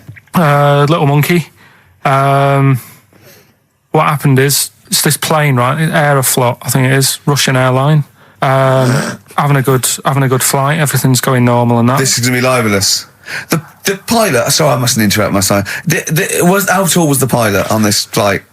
Okay, listen, we've had a few complaints. People saying, don't interrupt monkey news. Okay. Don't interrupt monkey news. I won't then. It's like the weather girl complaining whilst Trevor McDonald's doing... Okay, all right. Go on then. All right, so, the flight's going well. Food's been served and all the rest of it. Anyway, someone gets upset about not having many nuts. Right, they've not got enough nuts. They hand the nuts out and that. One of the sort of passengers is going mental. Because What's he saying? He's just What going language mad. is he talking? Is he Russian or English? So anyway, there's a bit of a fight going on. Fight starts happening. People are going, what's up with that little fella? Right? The little hairy bloke. So they sort of drag him. What's wrong with Bob Hoskins? And why is he screaming? Why isn't he talking in his usual Cockney accent? Why is Bob Hoskins screaming and grabbing at nuts? So, you've ruined it. Right? Come on. Forget it. What have I ruined? Right, Rick, turn his microphone off. We can't interrupt you. Right. So anyway, there's a fight going on. Nuts are going everywhere, right? So, anyway, they manage to tie him down. They get him on the floor, tie his legs up and that, right? His little legs. Get him to... Come See you later. Have a good Christmas. No! Carl, how dare you? Finish the story. All that happened is they got back. It turned out that he shouldn't have been on the plane anyway. Why? His passport wasn't valid. Right. And you can't cause problems on planes and that. So he got put in a cell for a bit. Turned out it was a little monkey. Right. Quick question. How did he complain about the shortage of nuts? Yeah. He just was going mental. Right, he didn't actually call over a stewardess, he just... Well, how did he get on the plane in the first place? What ticket did he have? Have a good Christmas and that. But you know it's rubbish. You See must you know later. that's rubbish. All You the must best. know that's rubbish. All the best. You must know that's rubbish. Where was he going? Oh My Corazon. Tim Burgess. Brilliant. XFM 104.9. Right. Well, we're running out of time here. Yeah. We had Carl in a little film, but I think we've really got time for monkey news, you know? Yeah. What are you thinking, Carl? Yeah, if you want to do that. Yeah, let's do monkey news. All right. Play the jingle. Oh, chimpanzee that monkey news. Right, there's this monkey, right? Oh, yeah. I think his name was number 6 or number 7 or something, right? In this lab, right? Yeah. And anyway, it's in there with the rabbits and little mice and stuff like that. And The rabbit smoking. the nurse, right? The nurse, not the nurse, the woman who works in the lab. What would you call her? Is it a nurse? Depends. Depends what her job was. If she was a lab assistant, you call her a lab assistant. All right. I mean, they probably call her by her name. All right, lab assistant, right? Kirsty. So she's. I think it's probably Kirsty. Right, Kirsty Morris. Well, she's in there, right? Yeah. And she doesn't work with many people and that. She's mainly on her own with, just putting lipstick on rabbits and stuff like that, right? Chim fancies it. So, Chim fancy it. He's putting on lipstick. Chim fancies it because she's got hairy legs. He gets pally, right, with this woman. Yeah. Because, he gets to a point when she sees him every day. It's the way he sort of tries to string out like it's a narrative love story. Did the chimp put its hand out and grabbed her, and then you thinking that he made a move on her? So right, come on, he's allowed out. He's allowed out. Oh, it's not a story, is it? He's allowed out the cage and what have you every day. So he's wandering about, and as time goes on, he's watching what she's doing more and more, right? So he notices, like, the code on the door, right? Right. Whatever, 247 or whatever. Yeah. He goes, right, I've clocked that, I've got that, I'll remember that, right? And then he goes, right, there's a lot of lipstick and that knocking about, a lot of makeup. Right, okay. No, there's no way. Finish. No, because Steve, you know what's going to happen. I know what's going to happen. So he's there. It's ridiculous. And he's going, well, if it's there, you know what I mean? So while she's messing about with the rabbit, he gets there, he's in front of the mirror, putting a little bit of lippy on. Right? You No! I can't! It's gone too far! No, it's gone too far, Steve. Right, your mic's off, Rick. He's finishing the story. So, turn mine off as well. It's gone too far. Turn him off. Just let him finish. Right, so the thing is, right, it's this monkey wandering about.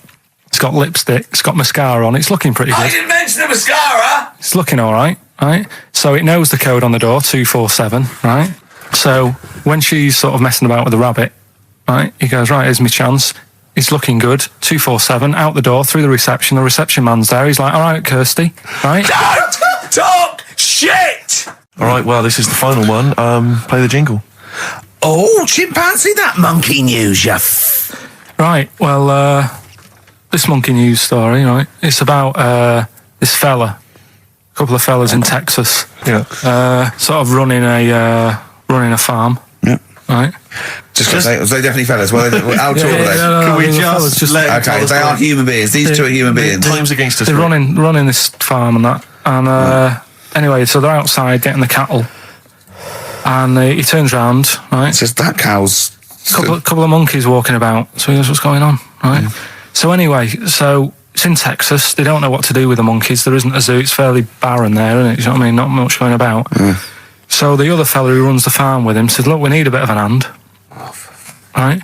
So said, let's teach them some stuff. And the monkeys were happy with that because they were lost anyway, right? So they had they do.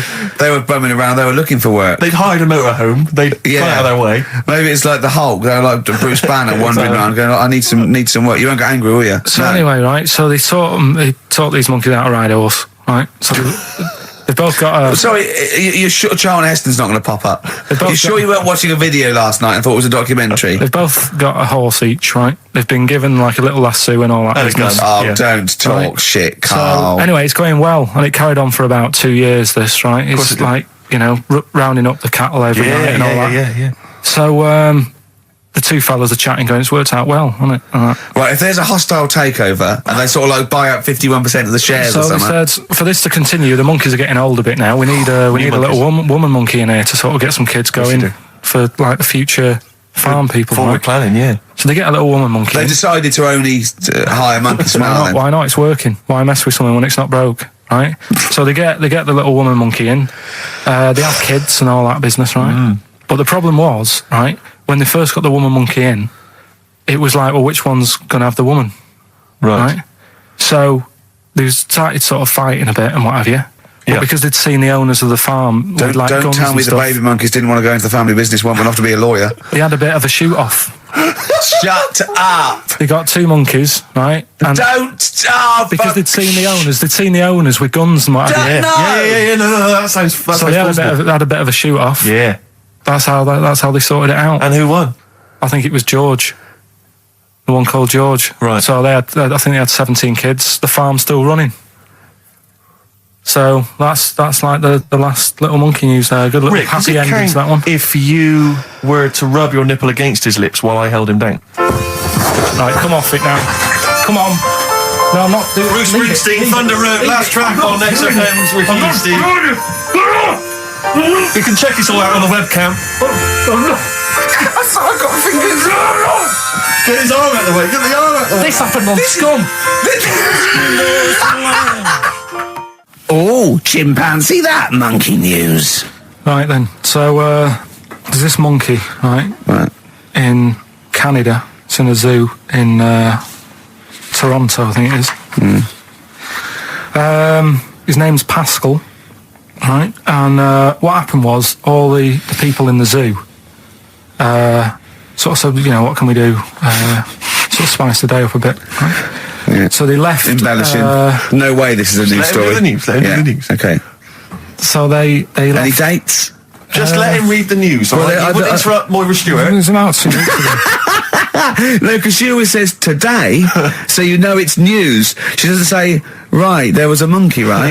In Canada, Come on, right? mate, just finish the beer all night. A couple of weeks ago, in this zoo in Canada, Right. Jesus. they got a camcorder, Right. and they said, let's leave it for the monkey to have a play with, right? So, anyway, they passed it around, Won a BAFTA. and a couple of chimps and that were rubbish at it. They were like filming the floor and all that, and the fingers were always in shot and stuff like that, right? But anyway, there was this one chimp called Pascal, right, who Annoys me that he calls them monkeys, though. They're not monkeys, they're apes. he was a dab hand at it, right? He was like filming stuff, really good shots, you know, sort of nice nude and that. He used the lighting properly and all the rest of it. No, he didn't. This is the news. What are you talking about? This is the news. Oh, So Steve, anyway. it's so annoying. You know it annoys me so much. Things like that. He was a dab hand. He was doing really good shots. It really annoys me. Let's hear the news. Anyway, right, so he started, at night, like when the zookeepers went home, he started filming, like, other monkeys on the go, like whilst they were at it, right? And he was filming them and what have you. The Ron Jeremy of I the love zoo. it. You know it's going to end up on the web. So anyway, the zookeepers came in the next day, and it's like, let's see what shots he's got. Anyway, he's got all this, like, you know, all these monkeys at it and what have you. So, This is honestly, you don't know what this is doing to me, Steve. Can I stop him now? So they thought, like, actually, there's a few monkeys who aren't at it enough. Do you know what I mean? They have problems and what have you. So let's give them the videos. That is so untrue. This is so untrue. So- It's so untrue that it was filmed by a monkey. So It's what so happened untrue. then, right? Rick, I don't know who to believe. Oh, God, you're talking so much shit again. You must know that's not true. There's no way. There's a load of tapes out. Look at me. Look at me. Don't keep talking. Look at me. You must know that's not true. Can we just hear the end of this It's all news? here. You had a go at me last week because I didn't have the full story. I've got the full story. You're still not happy. There is no way that by chance, what should we do? Let's give him a camcorder. That could happen. He then films him at it. That might happen. It might happen, but I don't think he'd keep the camera still. Two, they go, hold on, this is good stuff. This is good shit. This porn's good shit. Anyway, look at so that. He's got a lovely shot. Yeah. So this is ridiculous. Let me just recap, because I lost my way there. So the monkey has filmed the monkey porn, and now they're showing it to the other monkeys. Is he directing? Can you hear him saying stuff? Can you hear him go... It's just like, you know, Chimp Pimp 1, 2 and 3 and all the rest of it, right? But anyway, so they've got all these other tapes, because what happened was, they said he's quite good at this. Oh, And the animals God! are happy having him around because he's not a human. He's just one of the gang. Do you know what I mean? So they started putting him in with other things like, you know, ostriches. Right. And Talking shit. there was and do you know they have a problem with pandas in Japan? So they've sent him out there filming a bit of. Where are you going? Honestly, you really annoy me. There's Come on, no please, way this is happening. Can we It's just hear the end? Why can't he just find a real story about a monkey? Let's hear I mean, the end is He's in really China. that he's going to China. He's filming the pandas and what. No, he's not. They wouldn't send a monkey director. well, forget They would it then. not It's send a pointless. monkey director. Pointless. Oh, chimpanzee that monkey news. So Monkey News, if you've only just started listening to the show, oh, you poor fool. Monkey News is where Karl reports for us all the latest monkey activity. A headline or a word or someone he overheard in a pub and then totally embellishes it and makes it ridiculous and impossible. He believes it, though. He believes every word he's saying. Let me say that when you hear this, whatever it is, I haven't heard it, twaddle, remember, Karl totally believes it. Go on. Right. So anyway, right. I think it's in LA. This happened. Right. I think. Why does he think? So these people are in a restaurant having a lovely meal. Is one of them short and hairy, but it goes, totally covers from top to bottom in a spacesuit, so he didn't know it was a monkey? It's not one of the customers, one of the waiters? So they're having a lovely dinner, probably one of the best sort of dinners they've had, right? So the waiter comes over, and it's like, you know, can we just say I've had a lovely meal and that? Right, it's the chef. Because it is. So, Can we see the chef? Yeah. So can we just, you know, see the guy who cooked it? Of course. Yeah. Short fella, hairy. So the Wearing waiter said, to be balaclava? honest, Doesn't say much. the waiter said, look, he's busy, you know, he's got meals to cook and what have you. He hasn't really got time. He said, only take a minute. He said, no, I prefer it, you know. So this is a restaurant in LA that serves brilliant food. I'll pass your message on and what have you, right? So So he sends for Monkey POY. so it's a bit odd. Anyway. So they go out. Right? They go out to the car and they notice the the kitchen doors open. Yeah. Yeah, of course they do, because they're going to discover something that I don't know. So they're going to hang on, this just out of interest, this where did this chef train before we see him or reveal, you know, what he might look like or like to eat? So anyway, so they pop their head in and think, we'll just nip in and go, love fruit salad or whatever. So they stick their head in. We better see the human chef. You never guess what? Go on. Monkey stood on a chair, right, cooking veg. Right, so anyway, so they're like, what's going on here? What do you mean? What do you mean he's cooking veg? What is he doing with it? Well, he's stood on a chair by the cooker and he's chopping stuff. Oh, he's chopping as well now. He's just isn't it? Yeah. It's got a little, he's got the bosses in there. They're like a bit shocked. So he's a bit panicking because he's got this monkey working for him. So they say to him, "What's going on here? We didn't know this is what's going on. You know, why have you got a monkey cooking stuff?" So he said, "Well, incidentally, a monkey, I should point out, who probably doesn't need instructions from its girlfriend." Forget it. This better be a good monkey news, Carl. That's all I can say, because that was drivel. Amy Winehouse. Play the jingle. Oh, chimpanzee, that monkey news. Right. There's this monkey, right? Yeah. And it had been, do you know you hear about monkeys being badly treated and stuff like that? Yeah. So, anyway, it goes into this home. It's 14, this monkey. It's called, Matty, right? Goes into this home where it's looked after. What do you mean home? Just like, just a little monkey home, right? Okay, so zoo.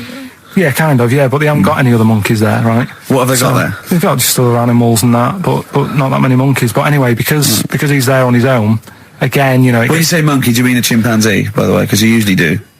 Yeah. I can't believe that journalist thought this was scripted. Amazing. So anyway, yeah, so he gets sort of pally with the people working there and that, and it's smoking fags, it's having a drink at night and all this, right? What do you mean it's having a drink at night? How? It's all here, Steve. I mean, we haven't really got time, but... Well, don't say it's all here like it's proof. You've got another stupid story that someone has put onto the internet. Someone sitting at home in their bedroom has put onto the internet. So it's having a fag, it's drinking a lovely glass of Bang Rock Station. Yeah, the wine that's perfect for a barbecue. Yeah. Anyway, it's loving life, it's forgetting about its past and everything, right? When this other monkey comes along. Oh no. Trouble's brewing. Go on. Right? That comes in, something's said. Right, forget it. Forget it. XFM. Wallace Chambers, Kings of Leon on XFM 104.9. I'm Ricky Gervais, with me Steve Merchant and Karl Pilkington. And England are world champions again then, so... Oh, it's brilliant. It was amazing, wasn't it? See, I'm not a rugby man at all. I never watched rugby. I think the last time, was when we won about 12 years ago, whenever it was.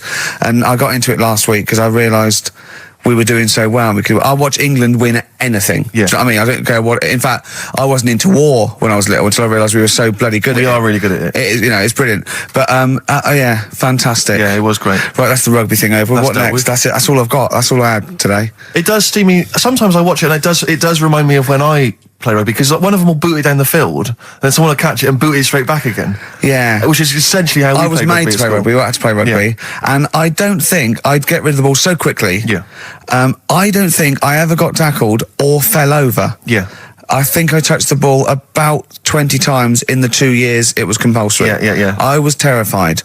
Yeah, absolutely. That's same as cricket. I can't. I'm a terrible batsman. I'm all right at bowling, but it seemed like the pastime for people I went to school was to injure you. Yes. It was funny to see someone poleaxe. It was funny to see someone get a cricket ball in the head. Absolutely, yeah. You know, I never relaxed into rugby because the first day I was going to play it, my mum, I swear to God, my mother said, "You're playing rugby today. You got the kit and everything.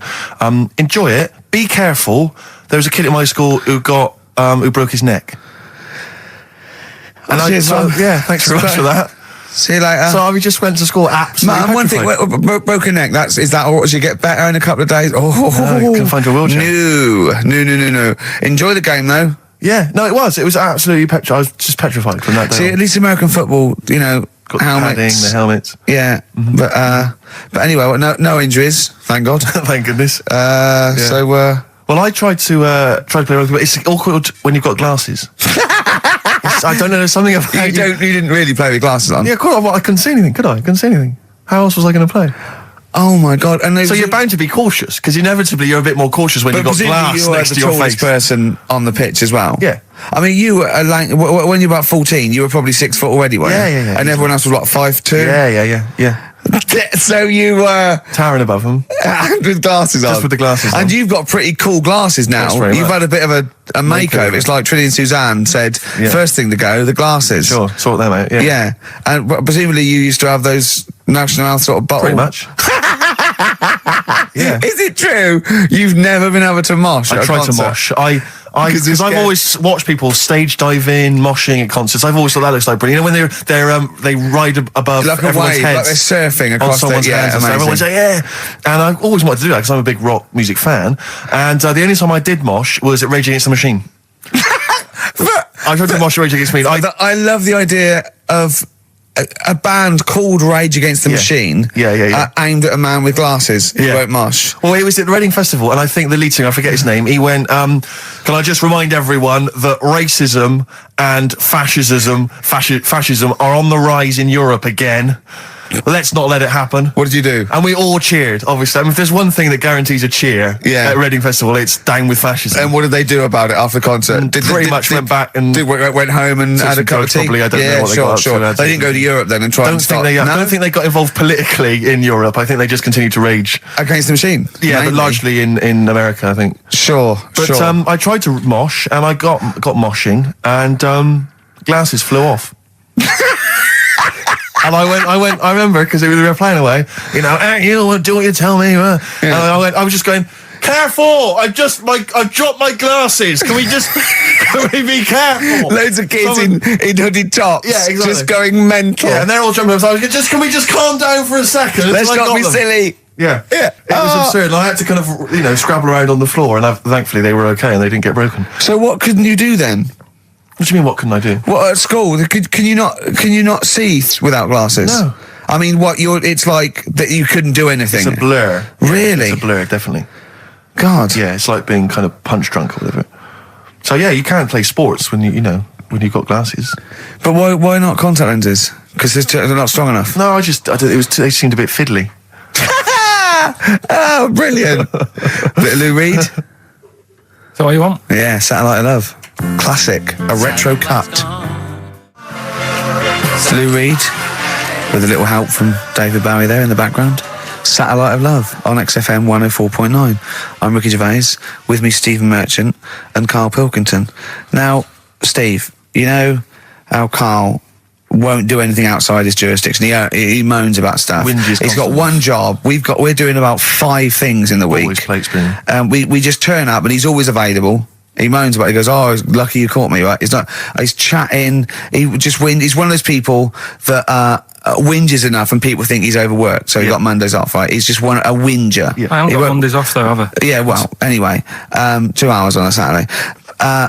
This is what the phone message he left me Wednesday on my mobile, but I just is chatting about certain things that are going on at the moment. What he does need to know. Duncan, who he mentions, is my agent, and you understand a few other things. But this is the sort of message I get from Karl, right? Whinger. Old messages. Alright, 12:10, Wednesday.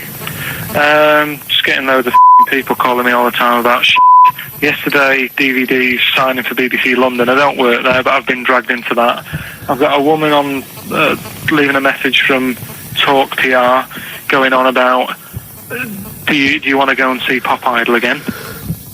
Right? They're just saying you and some listeners can go. So I'm sure you'll love that. I've got Jim Benner wanting you to introduce the tin buckets at the Astoria. So can you just let Duncan know that I'm doing his job whilst he's sat on his arse with his thumb firmly up his arse? Can you let him know that I'm running around like a here sorting shit out for you? Alright, see you later. Message left So, at 12. do you know what I mean? I know, but that's the kind of phone message he's leaving. Do you remember who he was before you? But he's even annoyed that he gets a phone call. I remember he got a phone call for you to do a voiceover and didn't pass it on. You missed a voiceover. That was thousands of pounds. No, I did pass it on though. I told you. You I said a you woman. said someone had phoned. Yeah. That's not good enough. But who's that? Well, she didn't say, and I didn't ask. But Of course it's not my she job to do said. it. She didn't say. Rubbish. So you didn't take the number down? Just when she went, "Oh, can you tell Steve to call me?" And you went, "Yeah." Yeah, well, I just thought you'd know her already. I should have known it was a woman. So I should have known. He's having a go, you see? Unbelievable. I don't know how it's come back on me. You're the one who was picking on it. Yeah, exactly. I'm saying. I'm defending. Why is he having a go at But you? he never picks on Ricky because he knows you are his bread and butter. Seriously, do you know what I mean? The only reason he's got Mondays off is because you're still doing this show. Yeah. That's why he's scared of you. That's why he's like, he has a go at you on the phone, but he always picks on me because he knows, you know, I'm a pushover, I'm a nice guy. He's scared of you. I can't believe, I don't know how it works. Is that true? Steve, I'm always sorting you out. I look after you. Sorted you out with tickets. I sorted you out with lager I got out. you today. Why are you picking on me? What do you mean you're sorting about tickets and lager? What's this? Right, whenever you want tickets. Yeah, sorry, I don't want to use this as like moaning time and that because I don't like to moan. I'm busy and that, right? I've sorted you out tickets for gigs. Yeah. Right? What somebody doesn't even turn up to. Yeah, we won't even go on about that. Yeah. Right? Lager. He was sorting out the Cure, he complained it was boring. Yeah. There was that big drum of lager that you had, and you said, oh, put that in your room for me. Yeah. Because I don't want to carry it home. Right? Lazy. So I said, all right, then I'll put it in my room. It goes missing, it gets nicked. Then you have a go at me because it got nicked. Yeah. I get you another one.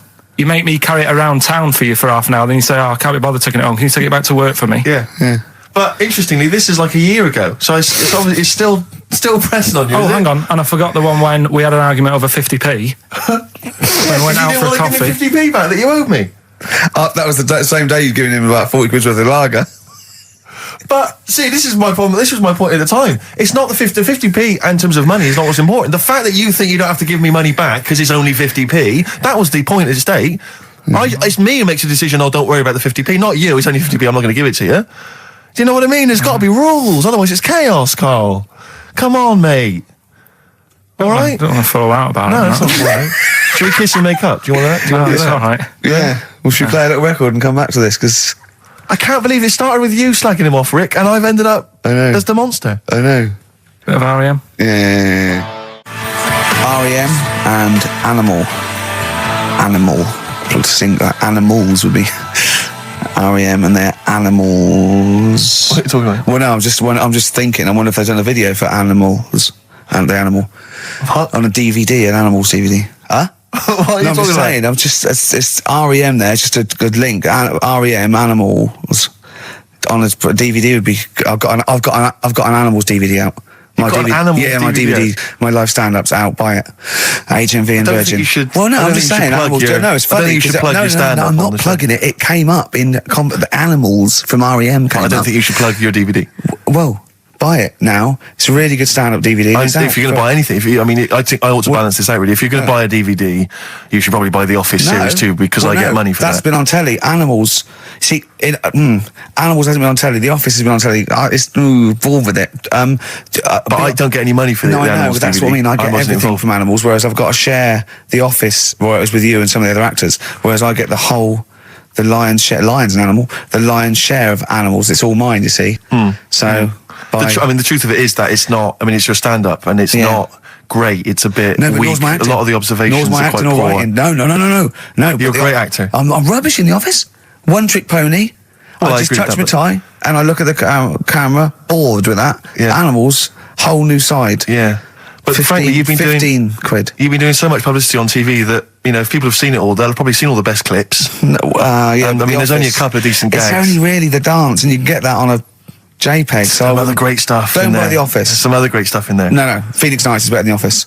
So buy Phoenix Nights. Don't buy The Office. Okay. Well, right. Let's get on with it. That's yeah. that.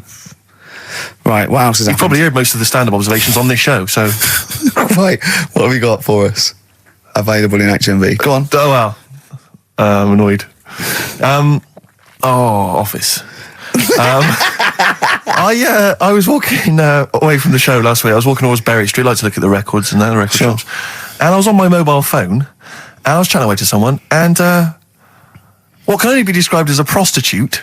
Go on. Stood on the street corner. Was she a woman that gives you sex for money? Yes. That is a prostitute. Yes, that's what I thought. Go on. And as I was walking by, she said, "Do you want to buy sex?"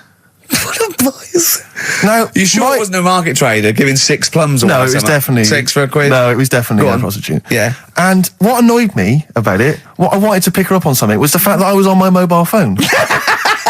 It's like, So can you she was imagine? rude. Who would what am I going to hang up? Sorry, Mum, can I call you back? I've You just had an know, offer. you say you want me to meet more women. And you sent me that 30 quid exactly. for my birthday. yeah. Sorry, Mr. Johnson, I'm really excited about the job. Can I call you back? I'm just going to negotiate with a whore.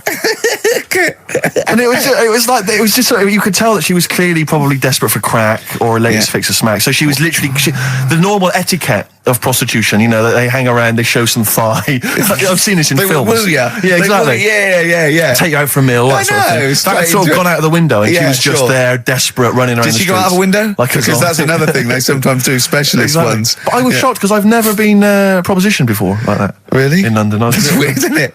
Carl, thoughts?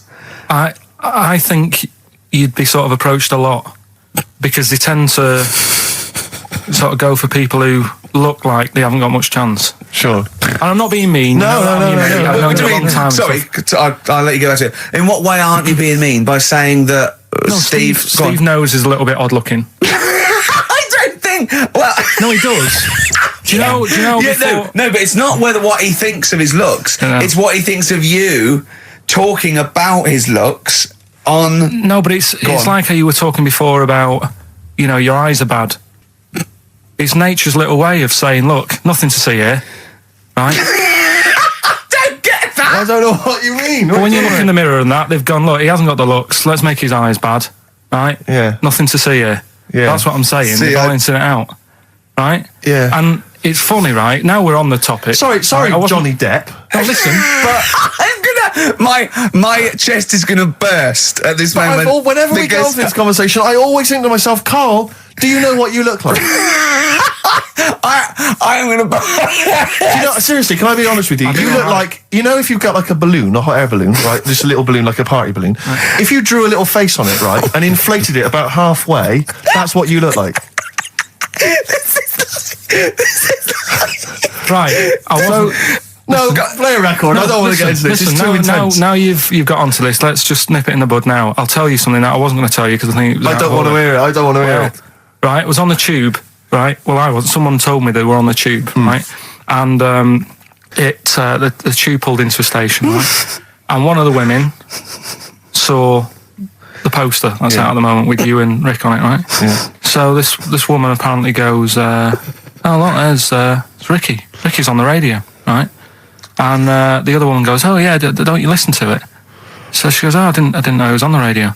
And she goes, "Oh, I'm sorry, Steve.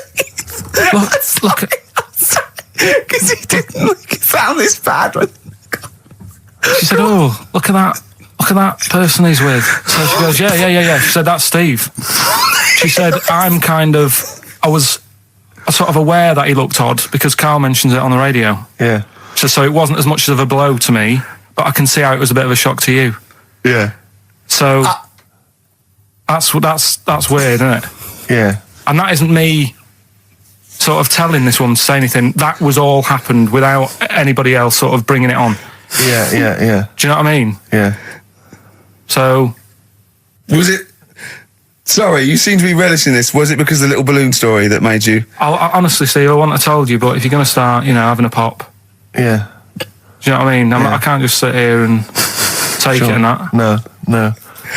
I mean, all mates. Yeah, it's just... yeah. Well, I mean, I was mistaken for Johnny Vegas. Steve's got a story about that, if you want to have a go at me. Well, someone just thought you were fat with a beard, which is true. Well, don't have a go at me because he said you looked... Well, you started it. No, I didn't. Yeah, I didn't. You were milking it. I was laughing. You were egging him on. I sort of was. Yeah. But let's not, Oh, it's a good job you've got lots of good mates like Jonathan Ross you can go and hang out with. You don't need other friends, people who've helped you in your career. He's a good-looking bloke, isn't he, Jonathan Ross? He's a good-looking fella. Play a record. New single from Evan Dando, that's called It Looks Like You. XFM. Out of Time by Blur. Luckily, we're not out of time. We've got another hour and 25 to go. So it's not over yet on XFM 104.9. I'm Ricky Gervais, with me Steve Merchant and Karl Pilkington. We've had quite a lot of emails, as ever, Rick. I should just say, because we're very lazy. It's a much listened to show. We're very lazy people, and we rarely reply or read out the emails. But I never read the emails. Absolutely so never. I rely, if I haven't replied to them, or my mail, Steve opens my mail and reads my emails. So if I haven't replied, it's just because he hasn't passed it on to me. Yeah. Okay. But I haven't passed it on to you because I know you'll never reply. Sure. I'm just cutting out that. But just want to say thanks for the emails. We do read some of them, and we do appreciate the fact people send in jokes. I appreciate it. I love it. So I don't have to do anything towards it. Sure, we had an email from Jack. He just said he missed the last 2 weeks' shows. Has he missed anything? Not really. No, it's the same stuff. Same old I rubbish. think last week Carl was having a go at Chinese people not aging well. He had a go at the gays, and he came up with a ludicrous story about a monkey that was impossible. Yeah, So I don't think Jack's missed much. Go on. No. We've just had an email from the Pringles people. Oh, right. Good, because it's finally started to happen. I hear these stories about people given cars and Armani suits and trips abroad, and we haven't had no. But finally, people are starting to, realise what we're doing, our impact on society, and we've got a whole box of Pringles sent to us. Not on those little tubes, the proper tubes, the foot-long tubes. Yeah. So. And what have they said? Well, the Pringles guys they want them said, back. No, they've said they like the show, and if you want more Pringles, give them a call and they'll send you more Pringles. Yeah. I bloody love Pringles. Yeah. Pringles are... The thing about Pringles is, they're Moorish, right? Yeah. But how would I put it? You know the sort of thing when I open them, yeah. And by that when I pop, right? Yeah. I have to eat the. Well, okay, how can I put this? When I pop, I can't stop. What do you mean? I don't. Well, when I pop them open, I can't stop eating them. Open. Right. When you pop, you can't stop. Yeah. Yeah. I think that's because of the chemicals. I think that might be the reason. But they're good chemicals. They're good chemicals. They're the best chemicals. Pringle chemicals. They're not bad chemicals. Lovely. Like using chemical warfare. Yes, I want some more Pringles. Yes, what else more, do they more do? Pringles. It's interesting actually you were saying that like other people, like Kylie, I imagine, would get given sort of maybe sexy underwear. You got Robbie Williams where he gives the Armani suits. You get sent the crisps. Yeah. Which seems appropriate. Yeah. Oh, it's nice to be sent. Go on. Talking of Pringles, on the Finchley Road tube station, early on my way in. There's a lot of Pringles there, isn't there? Well, I'll tell you a job I don't like. What?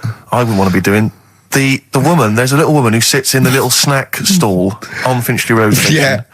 And I don't know how to describe it really. She is surrounded by snacks. She can't move for snacks. It's Does it look like American Beauty, but with different... Not dissimilar to that. Yeah. It's a little hut on the station. And it's like, if you go to the seaside, you can put your head through one of those cardboard cutouts and it looks like you're a big fat person or whatever, and you can have your photo taken. It's like an equivalent of that, but it's just snacks everywhere. She's got bananas up to her chin.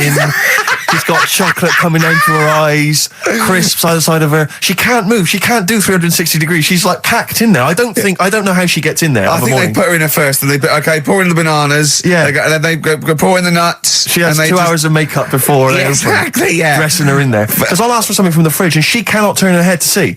She has to go by feel alone, just to feel the fridge and get stuff out and pass it. And often I'll say, that's not what I wanted, but she can't. You've got to let her off. It's extraordinary. Dear. But there's no music playing. Does she have to nothing. sell her way out of it? Exactly. If it's a slow day, she's stuck there till the next day. Yeah, it's like a world-breaking attempt. Yeah. Oh dear. First Finchley Road. So if if you're on Finchley Road or just want to pop down there, have a look at the snack woman, because it is. It's how always does she amusing. get refills though? I don't know how it works. I don't know how she goes to the toilet or eats. I don't know what she does. Yeah. But God bless her. That's one of the jobs you wouldn't have. That's jobs I would not like. I've always worried about working in one of those big photocopying places. Sure. Because it's just that constant taste of toner. Yeah. You know what I mean? It's so dry, and I just imagine going to work with a hangover. Yeah. 8 hours in that sort of I think it's environment. those jobs where what's the best that can happen that day? Do you know what I mean? The photocopying shop. What's the best? Well, they probably have interesting things, like people going and photocopying porno mags. Can I have 30 copies of my art? Right, yeah, exactly. Yeah, I couldn't make it to the staff party. Yeah. But I wonder if I could do that in here. Yeah. Carl, what job wouldn't you want to do? Well, any job. You're a lazy... You're joking, aren't you? I've done loads of stuff. I'm quite happy now doing what I'm doing. Yeah? You look happy. Trying to think. You sound happy. Yeah, I mean, calm down. You on drugs? I'm all right. Are you on E? Before England have won and that. I'm happy for them. Yeah, go on. Happy for them. I'm happy in that. Yeah. What do you mean happy for them? We are England. Happy for us. Yeah. I mean, we didn't play. I did very little towards it. No. It was mainly Johnny Wilkinson. Yeah, I barely contributed. Switching on the TV was about as much as I did. Exactly. And shouting, "Come on!" Yeah. Talking about jobs and that, though, I was reading the other day about rubbish jobs that people have had and stuff. I haven't got time when I'm at work, man. I just get on with it. I'm not squiddly diddly. Fingers in pies, different jobs. Go on. Do you know Ivor the Terrible? Ivan. His Russian. Yeah, that was the Welsh fella. Who was bloody awful, but not as bad as his Russian cousin, Ivan. Go on. He had a fella doing some work for him. Right, this fella built his house. After it was done, right, the terrible fella was like, fella Ivan. he was going, "Oh, it's brilliant. You've done a good job there. Yeah. I don't want you to build another one like that." Took his eyes out. Just stopped him making an house like that. Again. Blimey. That's bad, isn't it? Why didn't he take away his trowel? Then he could have seen, but he couldn't have built a house without a trowel. You can't build a house without a trowel. Yeah. I suppose he probably later thought that once he'd been nicknamed Ivan the Terrible. Yeah. He thought, why? Because you gouge people's eyes out. Yeah, but I didn't want to build another house. I know, but Take his trowel away. What would I have been then? Ivan the Crafty at most. Exactly, yeah. Ivan the Jealous, Ivan the spoilt brat. But gouge someone's eyes. That is bloody terrible. I'm surprised you're not called Ivan the... Do you know what I mean? You're going to get on in history like with Vlad the Impaler. Yeah. He's mainly remembered for impaling people. Yeah, he did a lot of other stuff. Did a load of great charity work he did. The impaling is the thing that's really gone down in history. When were you reading about Ivan the Terrible? No, it's just or Ivan the Terrible is the thing you remembered from this informative article. No, it was just little bits like that. Talking about him, there was a thing about someone who worked for that fella who painted the ceiling. Sistine Chapel. Yeah, there was a thing. A woman who worked for him in his house, and I love how you assimilate information when it's just bordering on the academic, or just the interesting and true. It's wonderful. Ivan the Terrible gouged someone's eyes out because built him an house. That fella who painted that ceiling had a woman work for him. Imagine if you wrote that down in an essay. Imagine if you wrote that in a school essay. Well, you'd probably end up with not getting a grade, or thinking you turned out to more than you had. Exactly. Anyway, the woman who lived with... Yeah, the woman who lived in a shoe. Go on. Yeah, there was this woman who lived with him, and she used to go out and do all this shopping and that. Yeah. But because she couldn't read or write, he used to have to draw everything that he wanted. Why couldn't he just tell her? I don't know. No, wait. That's an excellent point. Could she talk? Yeah, but if it's a big list and that, loads of different coloured paints. But why couldn't she draw on a piece of paper? Why did he have to do it? Because he's a better drawer, isn't he? That's the point. That is. We were just looking for the logic of the story. You found it. You done it. Play a record.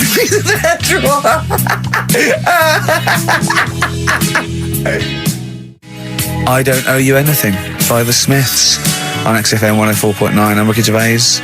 With me, Steve Merchant and Karl Pilkington. Karl, over to you. This is the time where we play, the world famous quiz, isn't it? Rockbusters, isn't it? Yeah.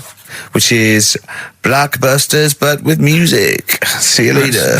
Cryptic clues and that. Do you want to say? Not really cryptic, but go on. We've got a number of DVDs to give away, including some teachers' DVDs. We've got a bunch of CDs here, and also Ricky Gervais's live stand-up DVD, Animals, which cool. is not good at all. I really would not encourage people to buy that. It is weak observations, poorly performed.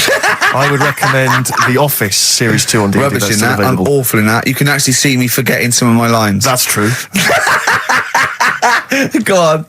Right then, so cryptic clues, just an example, might be new. I reckon people will be staying in today because it's raining and that, so might not have heard it before. So, like... or they have and they're not listening. Yeah. Well, whatever. Good. You gave up on that, did you? Three. Give us an example of the sort of thing. Jesus. All right, maybe don't. Listen,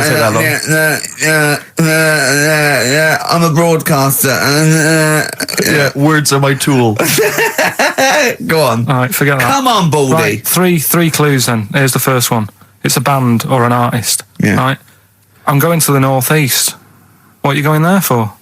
Good point. Good question. Right. If it had been why you're going to the northwest, that's a different matter.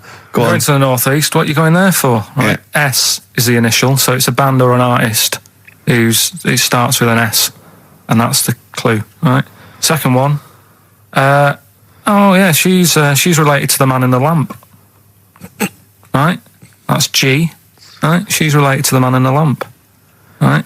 And the third one is the Jamaican fella would love to live there, but it's a little bit pricey. Oh God, I feel an accent coming on. That's one where you're going to have to think about it with the accent. I imagine. DS for that one. right? So the Jamaican fellow would love to live there, but, you know, it's a bit dear and that, isn't it? A bit pricey. So, So give us some again quickly. Right, the first one, I'm going to the northeast. What are you going there for? That's S. She's related to the man in the lamp, you know. That's G. Changes a and bit. the Jamaican fellow would love to live there, but a little bit pricey. Mm-hmm. And that's DS, so email in or text and that. Ricky.gervais@xfm.co.uk. What's or the text? 83XFM. Yeah, what's with that? those prizes. All right, Brilliant. play some ads? Yeah. XFM. Steve, is there anything wrong with a bit of old-fashioned rock and roll? Yes or no? I do not believe so. Well, then there's Jet, so roll over DJ on XFM 104.9. Who are you? Ricky Gervais, who are you? Steve Merchant. Who's that little bald mank whinging twat over there? Karl Pilkington. Yeah, sure. One and only. All right. Oh, go on. Rick, as you know, there's always junk lying around in this studio, and not all of it is Rockbusters prizes. No. And there's I've just been flipping Some of it's the playlist. Yeah, exactly. And I was just flipping through an old copy of the Guardian Guide from last week. Sure. You know, the little listings thing. Yeah. And you know, I don't know if people might have seen it. There was a documentary on this week about the transfer of British sitcoms to America. Yeah. And we did an interview for that because I'm remaking the show over in the States. And I'm just flicking through and I noticed there's a little write-up about it here. And it says, blah, blah, blah, blah, blah, and it says, quoting me, it says, "We don't care if David Brent becomes a woman," burbles Steve Merchant, eyes bulging with imagined riches.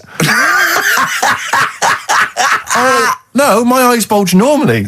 That's not me being greedy, that's just that me. thing I did on it when I sort of like rub my fingers together and do that stupid Brent... People take that seriously. I know. Yeah. It's extraordinary. Oh, some people got it, but I think it was something in the paper the next day said Gervais's mannerisms could have been transferred as dollar signs. Well, I was doing it sarcastically. Exactly. I was doing it like that. I was pretending that I just cared about the money. Yeah. So, Yeah. irony... you see, people say Americans don't get irony. Most people here don't get irony. Absolutely right. That's why they think this show's rubbish. Yeah, I know. We fooled them. Yeah. We've had the last laugh. We Exactly. think it's really good. Exactly. Carl, come on. Let's have some news. Let's do some proper radio. Have you? All your news comes from Ananova, doesn't it? That's What will where Dr. Fox do about now at 2 o'clock? He'd do some amusing Some news. It's coming up for 2, and here is the news with Karl Pilkington. Well, like I said, it's just headlines and that. I don't bother reading on if I No like point. the headline. And it's all from You get the Ananova, story. not from a newspaper or... It's not made up or anything. These No, are real okay then. Well, headlines, let's see. Okay, imagine Trevor McDonald doing this. These are real news headlines. Okay then. Wow, they're real to Karl. Okay, here we go. And here is the news with Karl Pilkington. Bong. Man hid in wardrobe to avoid work. Yeah, good. All right. Bong. Teenager gets stuck in washing machine. Bong. Dutch man has 2 right feet. Bong. Cow hit by train lands on farmer's wife.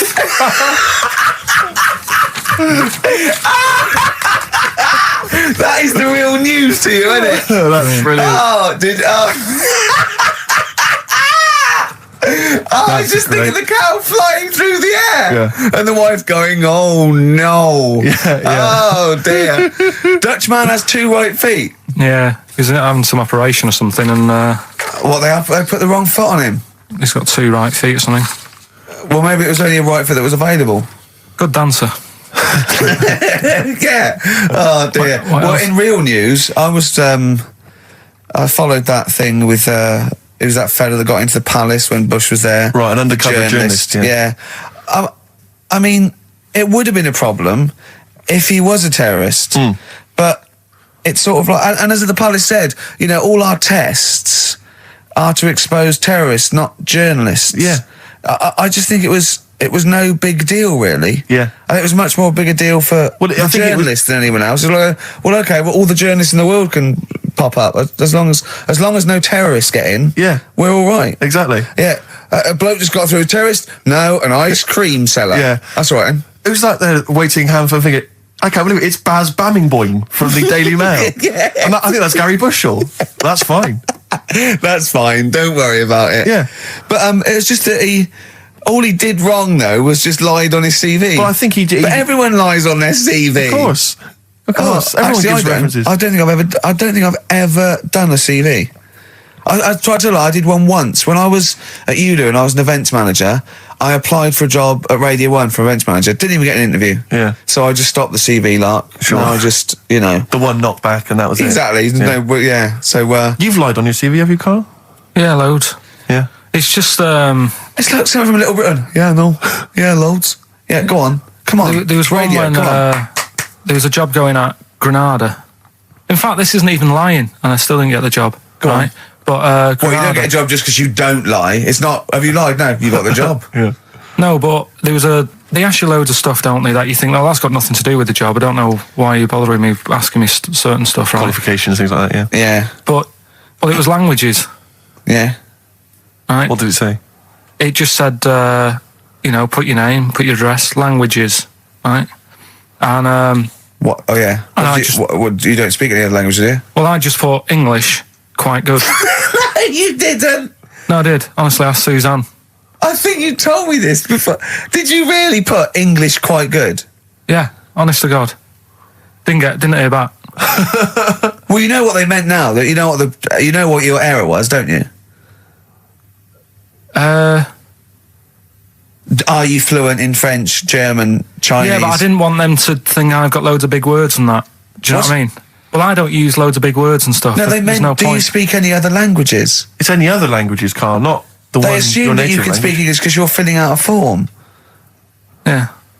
Oh, well, it's like language is none. They assume you can speak something, and they'd probably think it was English. And to put quite good when you are English. Yeah. English is your first language, yeah, I'm quite good at it. I see your point, though. It's true, though, isn't it? Yeah. I'm not sure quite good is accurate. No, poor. English, weak. poor. Weak. You didn't get the interview, no? What did Suzanne say when you told her you'd put that? She just laughed. It was too Really? late. It was too late to do anything. How's her hair? Do you want to talk about it? Right, she's off today, so Is it alright, is it? Oh, she's listening, you mean? she's at home today. But it's probably alright now, isn't it? Because a bad hair day, it doesn't last. It'll be nice. It'll be nice, not today. You're scared of her, aren't you? No.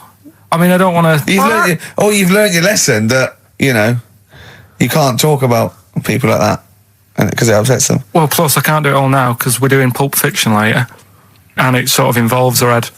So... Brilliant. So let's... Excellent. There's me thinking that you're being considerate. Yeah. All worried about... You don't want to use up the material until later. Play a record. Wild is the Wind by David Bowie from Station to Station on XFM 104.9. Adverts. XFM. Travis, beautiful occupation. What's the best job you've ever had still, Carl? Talk about occupations. It is still Paper round. Is it still the paper round? Yeah. That's ridiculous. No, it was good though. If you look at it, like, you know, what I liked about it, you're your own boss. No, you're not. You're not your own boss. No, The bloke at the news agent is your boss. All right. But then once you get out and you've got your papers and that, you sort of, you're on your Do own. what you want as long as you think about deliver the stuff. papers exactly to the places he said you are in the time he said. Yeah. It's and I did. freedom, isn't it? Any jobs you wouldn't do? Go I've just thought of one that you wouldn't do on. with your sort of mild homophobia. Well, I'm not. Proctologist. What's that? Basically sticking your finger at other people's arses. Right, well, no, I wouldn't do that, no. Why have you got to do that? What do you mean, why have you got to do Why that? does anyone need that doing? Because they got to look if they've got an arseache or something. Which trainee doctor makes that their speciality? Do you know what I mean? That must be, right, we got a place for proctologists, and it's you, Meadows. You came last. Oh, seriously, what? I'm not the arse doctor, am I? Yeah, you came last. Oh, I'm a bum GP. I can't believe it. Yeah, you got to, I can't believe this. Yeah. That must be it, mustn't it? Well, presumably no one would choose it. No one would purely, if they can have the brain surgery. Well, heart. what if you were brilliant but you were shy? You couldn't look people in the face. Yeah. You could you could do anything you want. No, I just don't want to look at them. I just want to do their asses. Yeah. Really? Just want to do the asses. Yeah. Yeah. Look at Carl's face. You didn't know there was such a thing as an arse doctor, did you? No, not really. Specialised. He does nothing all day but that. Well, he probably has a sandwich about 1 o'clock. Yeah. Washes his hands. What do you mean he does nothing all day but that? You don't say that about a brain surgeon or thoracic surgeon, do you? No, but that all day. That's not good, is it? I love the fact that I can blow his mind Yeah. with just things that people take for granted. A dentist just looks in mouths all day. Yeah, but that Oh, that's a bum What? job, that. Bum job. Just think of that. Oh. So what do you need to know then there? It's a lot to know. You gotta have nice nails. Yeah. No rough edges. Well, you'd be alright, because you got that job handing out biscuits to the old people because you had nice hands, didn't you? So, yeah. And I know a lot about biscuits. I know my biscuits. Do you? Yeah, I know which ones they like and that. Do you? What do they like? What do old people like? Bourbons, rich Do they tea. really? Because that's my least favourite. I would never eat a bourbon. I could be starving and I wouldn't eat a bourbon. If you want to let us know what your favourite biscuit is, why not email in Ricky.Gervais at XFM. But I'll tell you what, with all them eating biscuits, I bet they get arse problems, don't they? So you could double up, couldn't you? You could be handing out biscuits in the morning and checking out. So why would you go and have that done then? What sort of problems then? What do you mean? Loads of problems. Like what? Prostate. And they've got to go there. They have to like have a little, you know. Well, there was that. I told you that story. That bloke. It's not an apocryphal tale because it's about an orderly's report, and this is the bloke that filled out the form of what happened. He went into hospital basically with a sauce bottle up his arse, and on the report, he said obviously, you know, pleasuring himself using a sauce bottle. And on the report he said that he'd been shopping at Safeways and he'd come in with his shopping and he'd forgot his key, so he'd put his bags down on the step, right? And he started climbing up the drain pipe to get in, right? But as he was climbing up, his trousers and pants fell down. He slipped and fell, and the sauce bottle went up his arse. And the orderly said this story would be somewhat believable if Safeway sold their sauce bottles with condoms already attached. That's like a game of Kaplunk. so he put. I love that he put a condom on it. I wonder if that was so he didn't want to get an infection from it, or he wanted to use it on his chips later. So waste not, want not. Talking of arse, Blockbusters. We should give those clues again because we're not getting many right responses here. Let's give them once more. Do you know what I think? Because the mentalists out there get his clues and they're rubbish. So I think his clue must be so way off. I know. That it's something wrong. Do you know what a pun is, don't you? You can't change the word. You can't have, he's bald and he rides a bike. Who's that? Bicycle Stipe. That doesn't count. It's got to be Michael Stipe for it to be correct. It's got to be Michael Stipe, yeah? All right, well, the most we've got two right, right? So let's hear the clues again. All right. First one was, I'm going to the northeast. What are you going there for? S. It's a band or an artist that starts with S, right? I'm going to the northeast. What are you going there for? Second one, she's related to the man in the lamp, right? That's G. Band or an artist. The last one, the Jamaican fellow would love to live there. It's a bit pricey though, right? DS. Right? DS. DS. Email in or text in. Ricky.Gervais at xfm.co.uk. Or on the text, 83XFM. Right? Bob Dylan. Dylan's, of course, playing in London this week. Yeah. And good luck it's to a him. classic. Bob Dylan, It's All Over Now, Baby Blue from 1960-something. Bit of trivia for you, Steve. Go on. That is the last record we ever played on the old XFM before we were fired. I bet that was a moving moment for about 8 people. I just thought of something. You know that thing we did about, they said that we just cared about the money, selling it to America? Yeah. If we cared about money, would we be here now? Do you know what I mean? I know. I think this proves that we don't do things for the money. Exactly. Jesus. All right, Carl? Couple of emails. Monkey Matt's emailed us. Who? Monkey Matt. Oh, Matt, yeah, go on. Yeah. He says... How's the Monster? He's all right. He says, Carl has missed a cracking headline from The Sport. Hide-and-seek champion found dead in cupboard. I hope it's real. I don't know if it is. I doubt it. Just looking through some of the news stories that Carl did make it into Carl's news roundup. Yeah. Just this one you might be interested in. Headline, woman says partner ran off to become vampire. Yeah. And it says a young mother says her partner has dumped her to become a vampire. Rebecca Roberts from Somerset says Matthew Barrett fell for a blood-worshipping woman in a US cult. The 23-year-old mother says he began shaving all his body hair, dressed in black, and used Rebecca's lipstick to redden his eyes. Rebecca caught him performing weird blood rituals in front of his computer at night, cutting himself to prove commitment. She said, I thought it was just a hobby. Everyone's got a right to one. I was pleased he'd found an interest. Brilliant. This is apparently from The Sun. Apparently he's left. He's gone to America. He's living in this Ohio-based cult. But it's the last bit where she's been asked whether or not, if he came back, would she take him back? Sure. And this is where I wonder if the journalist, you know how journalists are supposed to just report the news, be objective. Yeah. I wonder if maybe the journalist here has maybe had some interference. Made the quote better for them than go on. Because it says, I never thought this would take over his life. Now, if he came back, I'd say fangs, but no fangs. Oh dear! I can't believe. Imagine you're the woman, Rick. Okay. And I've come round. You're the to you. journalist. I'm the journalist, and I've come Okay. in and I've said, okay, I read about this. All I have to do is not say that thing. You've Okay. come. I understand you're obviously quite upset. Your husband's gone gutted. off. If he came back, would you take him back? Definitely not. Right. What would you say to him then if he came Just back? get lost. Right, but I'm really pissed off with you. Would you perhaps say something a bit more pithy? Not in this situation, no. You're upset? He cuts himself, he drinks blood, he's left me. Sure, Sod sure. off. I'm not interested, mate. Because I tell you what. Go on. I mean, I like what you said there, but I wonder if we could condense that a bit more. If he came back, would you say... Go away. Would you say something? Would you ever say something like, thanks, but no thanks? No, because it makes it flippant, because I'm really angry. I know you're annoyed, And I'm but- upset, so I wouldn't Sure. say... I certainly But what- wouldn't say thanks. I might say no thanks. But what if you sort of said it like aggressively, like you were giving him the finger, thanks, but no thanks? Like you didn't really What, mean sort it. of sarcastically? Sarcastically, would you possibly say I that? might say thanks, but no thanks, and Right. that'll be it. And that's Right. and I'd leave it there. I'd never change that. Sure. I'd never change those words. Can I ask you a question? Go on. Do you like puns?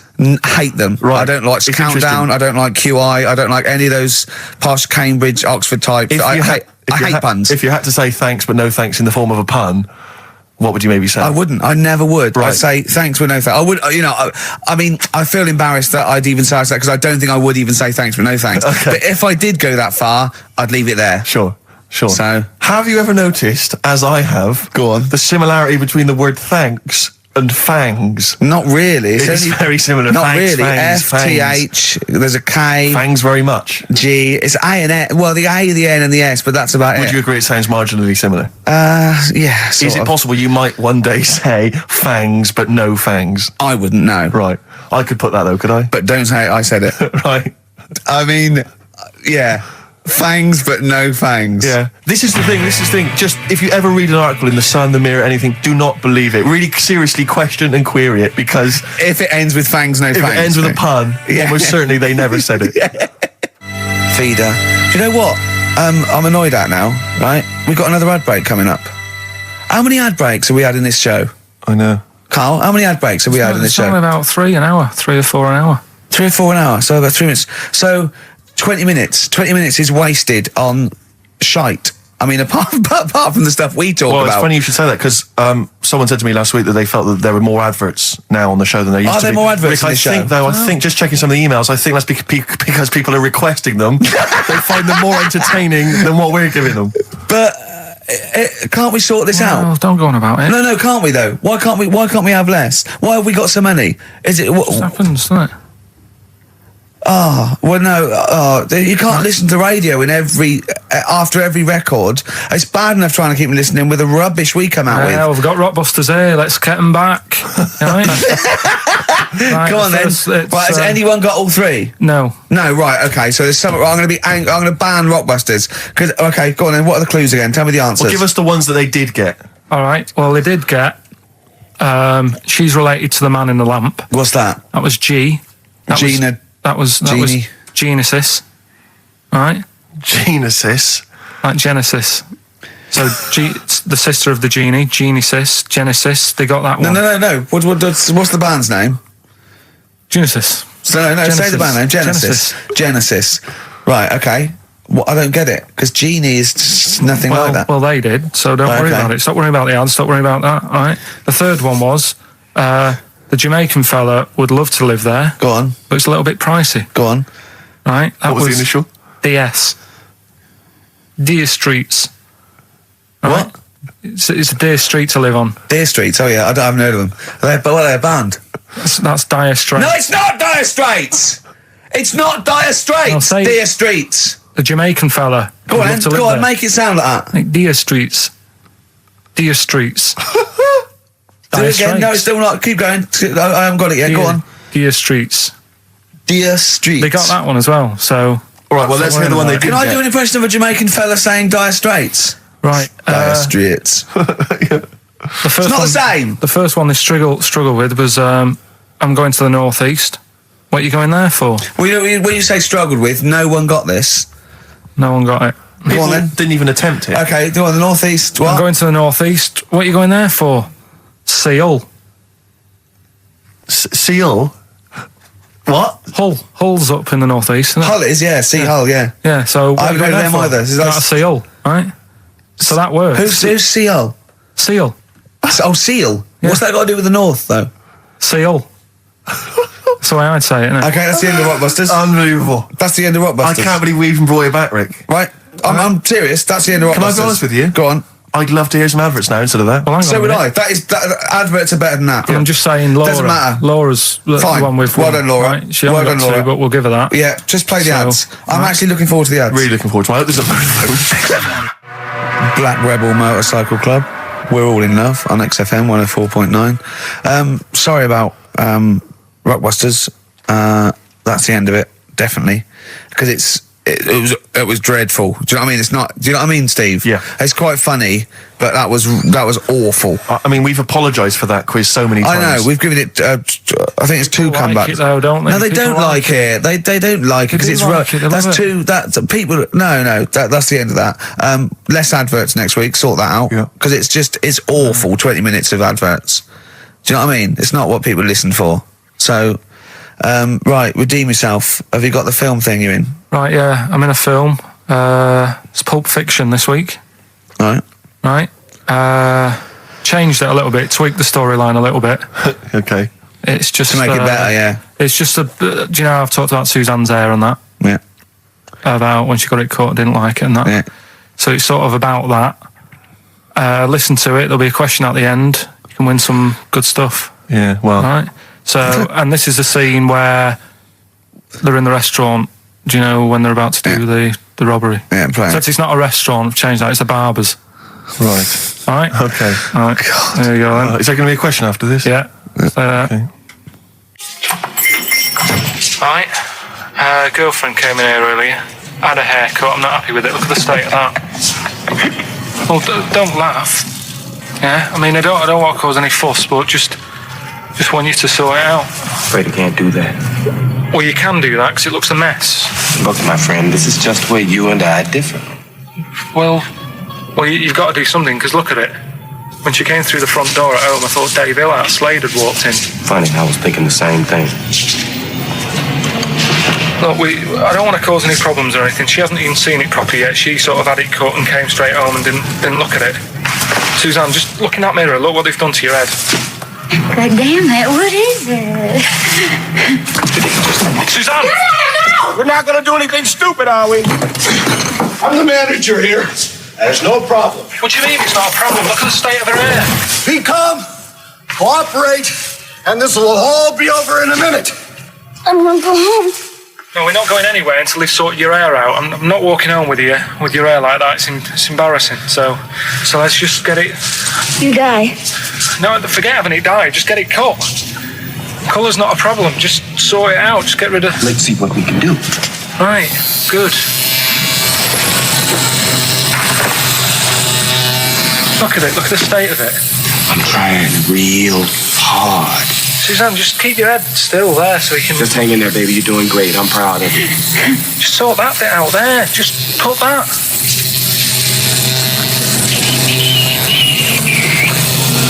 My barber says I've got the hair of a Chinaman. Have you heard that before?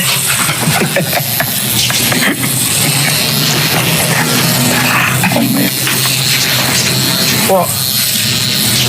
What's so funny about that? Is it serious or what? Freaking me out. If my answers frighten you, you should cease asking scary questions. It's almost over. There you go. No, it's not brilliant, but I have to do, won't it? I reckon we'll have to buy her a hat on the way home. Yeah, that's probably a good idea. Do you think Suzanne's listening? It's alright, isn't it? I like the fact that in that she's represented with a sort of dimwit southern accent. Yeah. Your girlfriend. So I'm sure she'll have appreciated that. Alright, It was nice, yeah. It was a nice... I don't know what kind of copyright infringements that has made. Yeah. Well, Right, well, the question is, what did I say is odd about my hair? odd about your hair? Yeah. Oh, well, All yeah. right. Fans of the show will know that already, I'm sure. Yeah, so email in, ricky.gervais@xfm.co.uk or, just email, actually. Yeah. Bored? Right? Yeah. You can win some tat. The usual address. That is a beautiful record. Yeah, this is Thunder Road by Bruce Springsteen, as recorded by Badly Drawn Boy. You'll enjoy it. Good job. Badly Drawn Boy doing his version of Bruce Springsteen's Thunder Road. Good effort. XFM 104.9. Tricky song to do a good version of, but not Good bad. effort. Not bad. Badly. Tell you what, who's also made a good effort? Go on. Stephen Gunning of Tooting. He's correctly identified that Carl's hair is like that of a Chinaman's. Or it was. Yeah, and many other people have emailed in saying, how can we know what your hair's like because you are a bold mank. Yeah. So people have correctly... Is picked up our on that. language okay on this show in general? I've told you that, to be careful on that. Yeah, why don't you try putting some effort into it as you get Mondays off for this 2 hours? You come up with Rockbuster clue that no one can get because it was impossible. It wasn't even a clue. Yeah, I've got your headlines. I've done Pulp Fiction, right? I taught you about that fella, the builder fella, and his eyes and that. You don't even know what you're talking about. You don't even know what you've taught me. It's sort of like you borrow information. It's like one of those things that, what are those things called, write once, read many. You can just pass it on, and it's Yeah. one of those CDs you can just play once. Well, it struck me that when- is you and information. It goes in. If you tell someone once, it's like you've lost it. It's like passed the parcel with knowledge. It's gone now. You don't even remember what you told me. A chain letter. What? You mean chain letter, don't you? Shut up. It struck me when we were listening to his phone call to you at the very beginning of the show. I don't know if you might have missed that, but basically it was a message that Carl left for Ricky. But about halfway through that message, there was the feeling, I don't know if you noticed, but like the words started to fall apart. It was like he wasn't going to make it. Every time Carl opens his mouth, it's the equivalent of walking across one of those rickety bridges in Indiana Jones. That you might not make it to the other side. I know. Yeah. Oh, look at him. Anyway, we've had a few laughs and we've had a few insults. Yeah, but, so we'll try and honestly, I'll try and sort out something else as opposed to Rockbusters next week. Less adverts, I think. Ideally. What else? Oh, better chat, better music, better presenters. No, come on. They got rid of Monkey News. What's it? Oh, no, is there no Monkey News? No, it's gone on this week. Don't talk. There must be some Monkey News. It's not like it's real news. You tell us stories about chimps from the 18th century. It's not. Don't give me nothing happened this week. You just didn't look at the internet. Did look.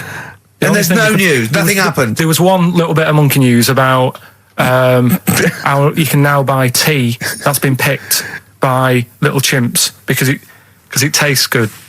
Right. That's what they're saying. Right. Why does it taste good? What do they do to it?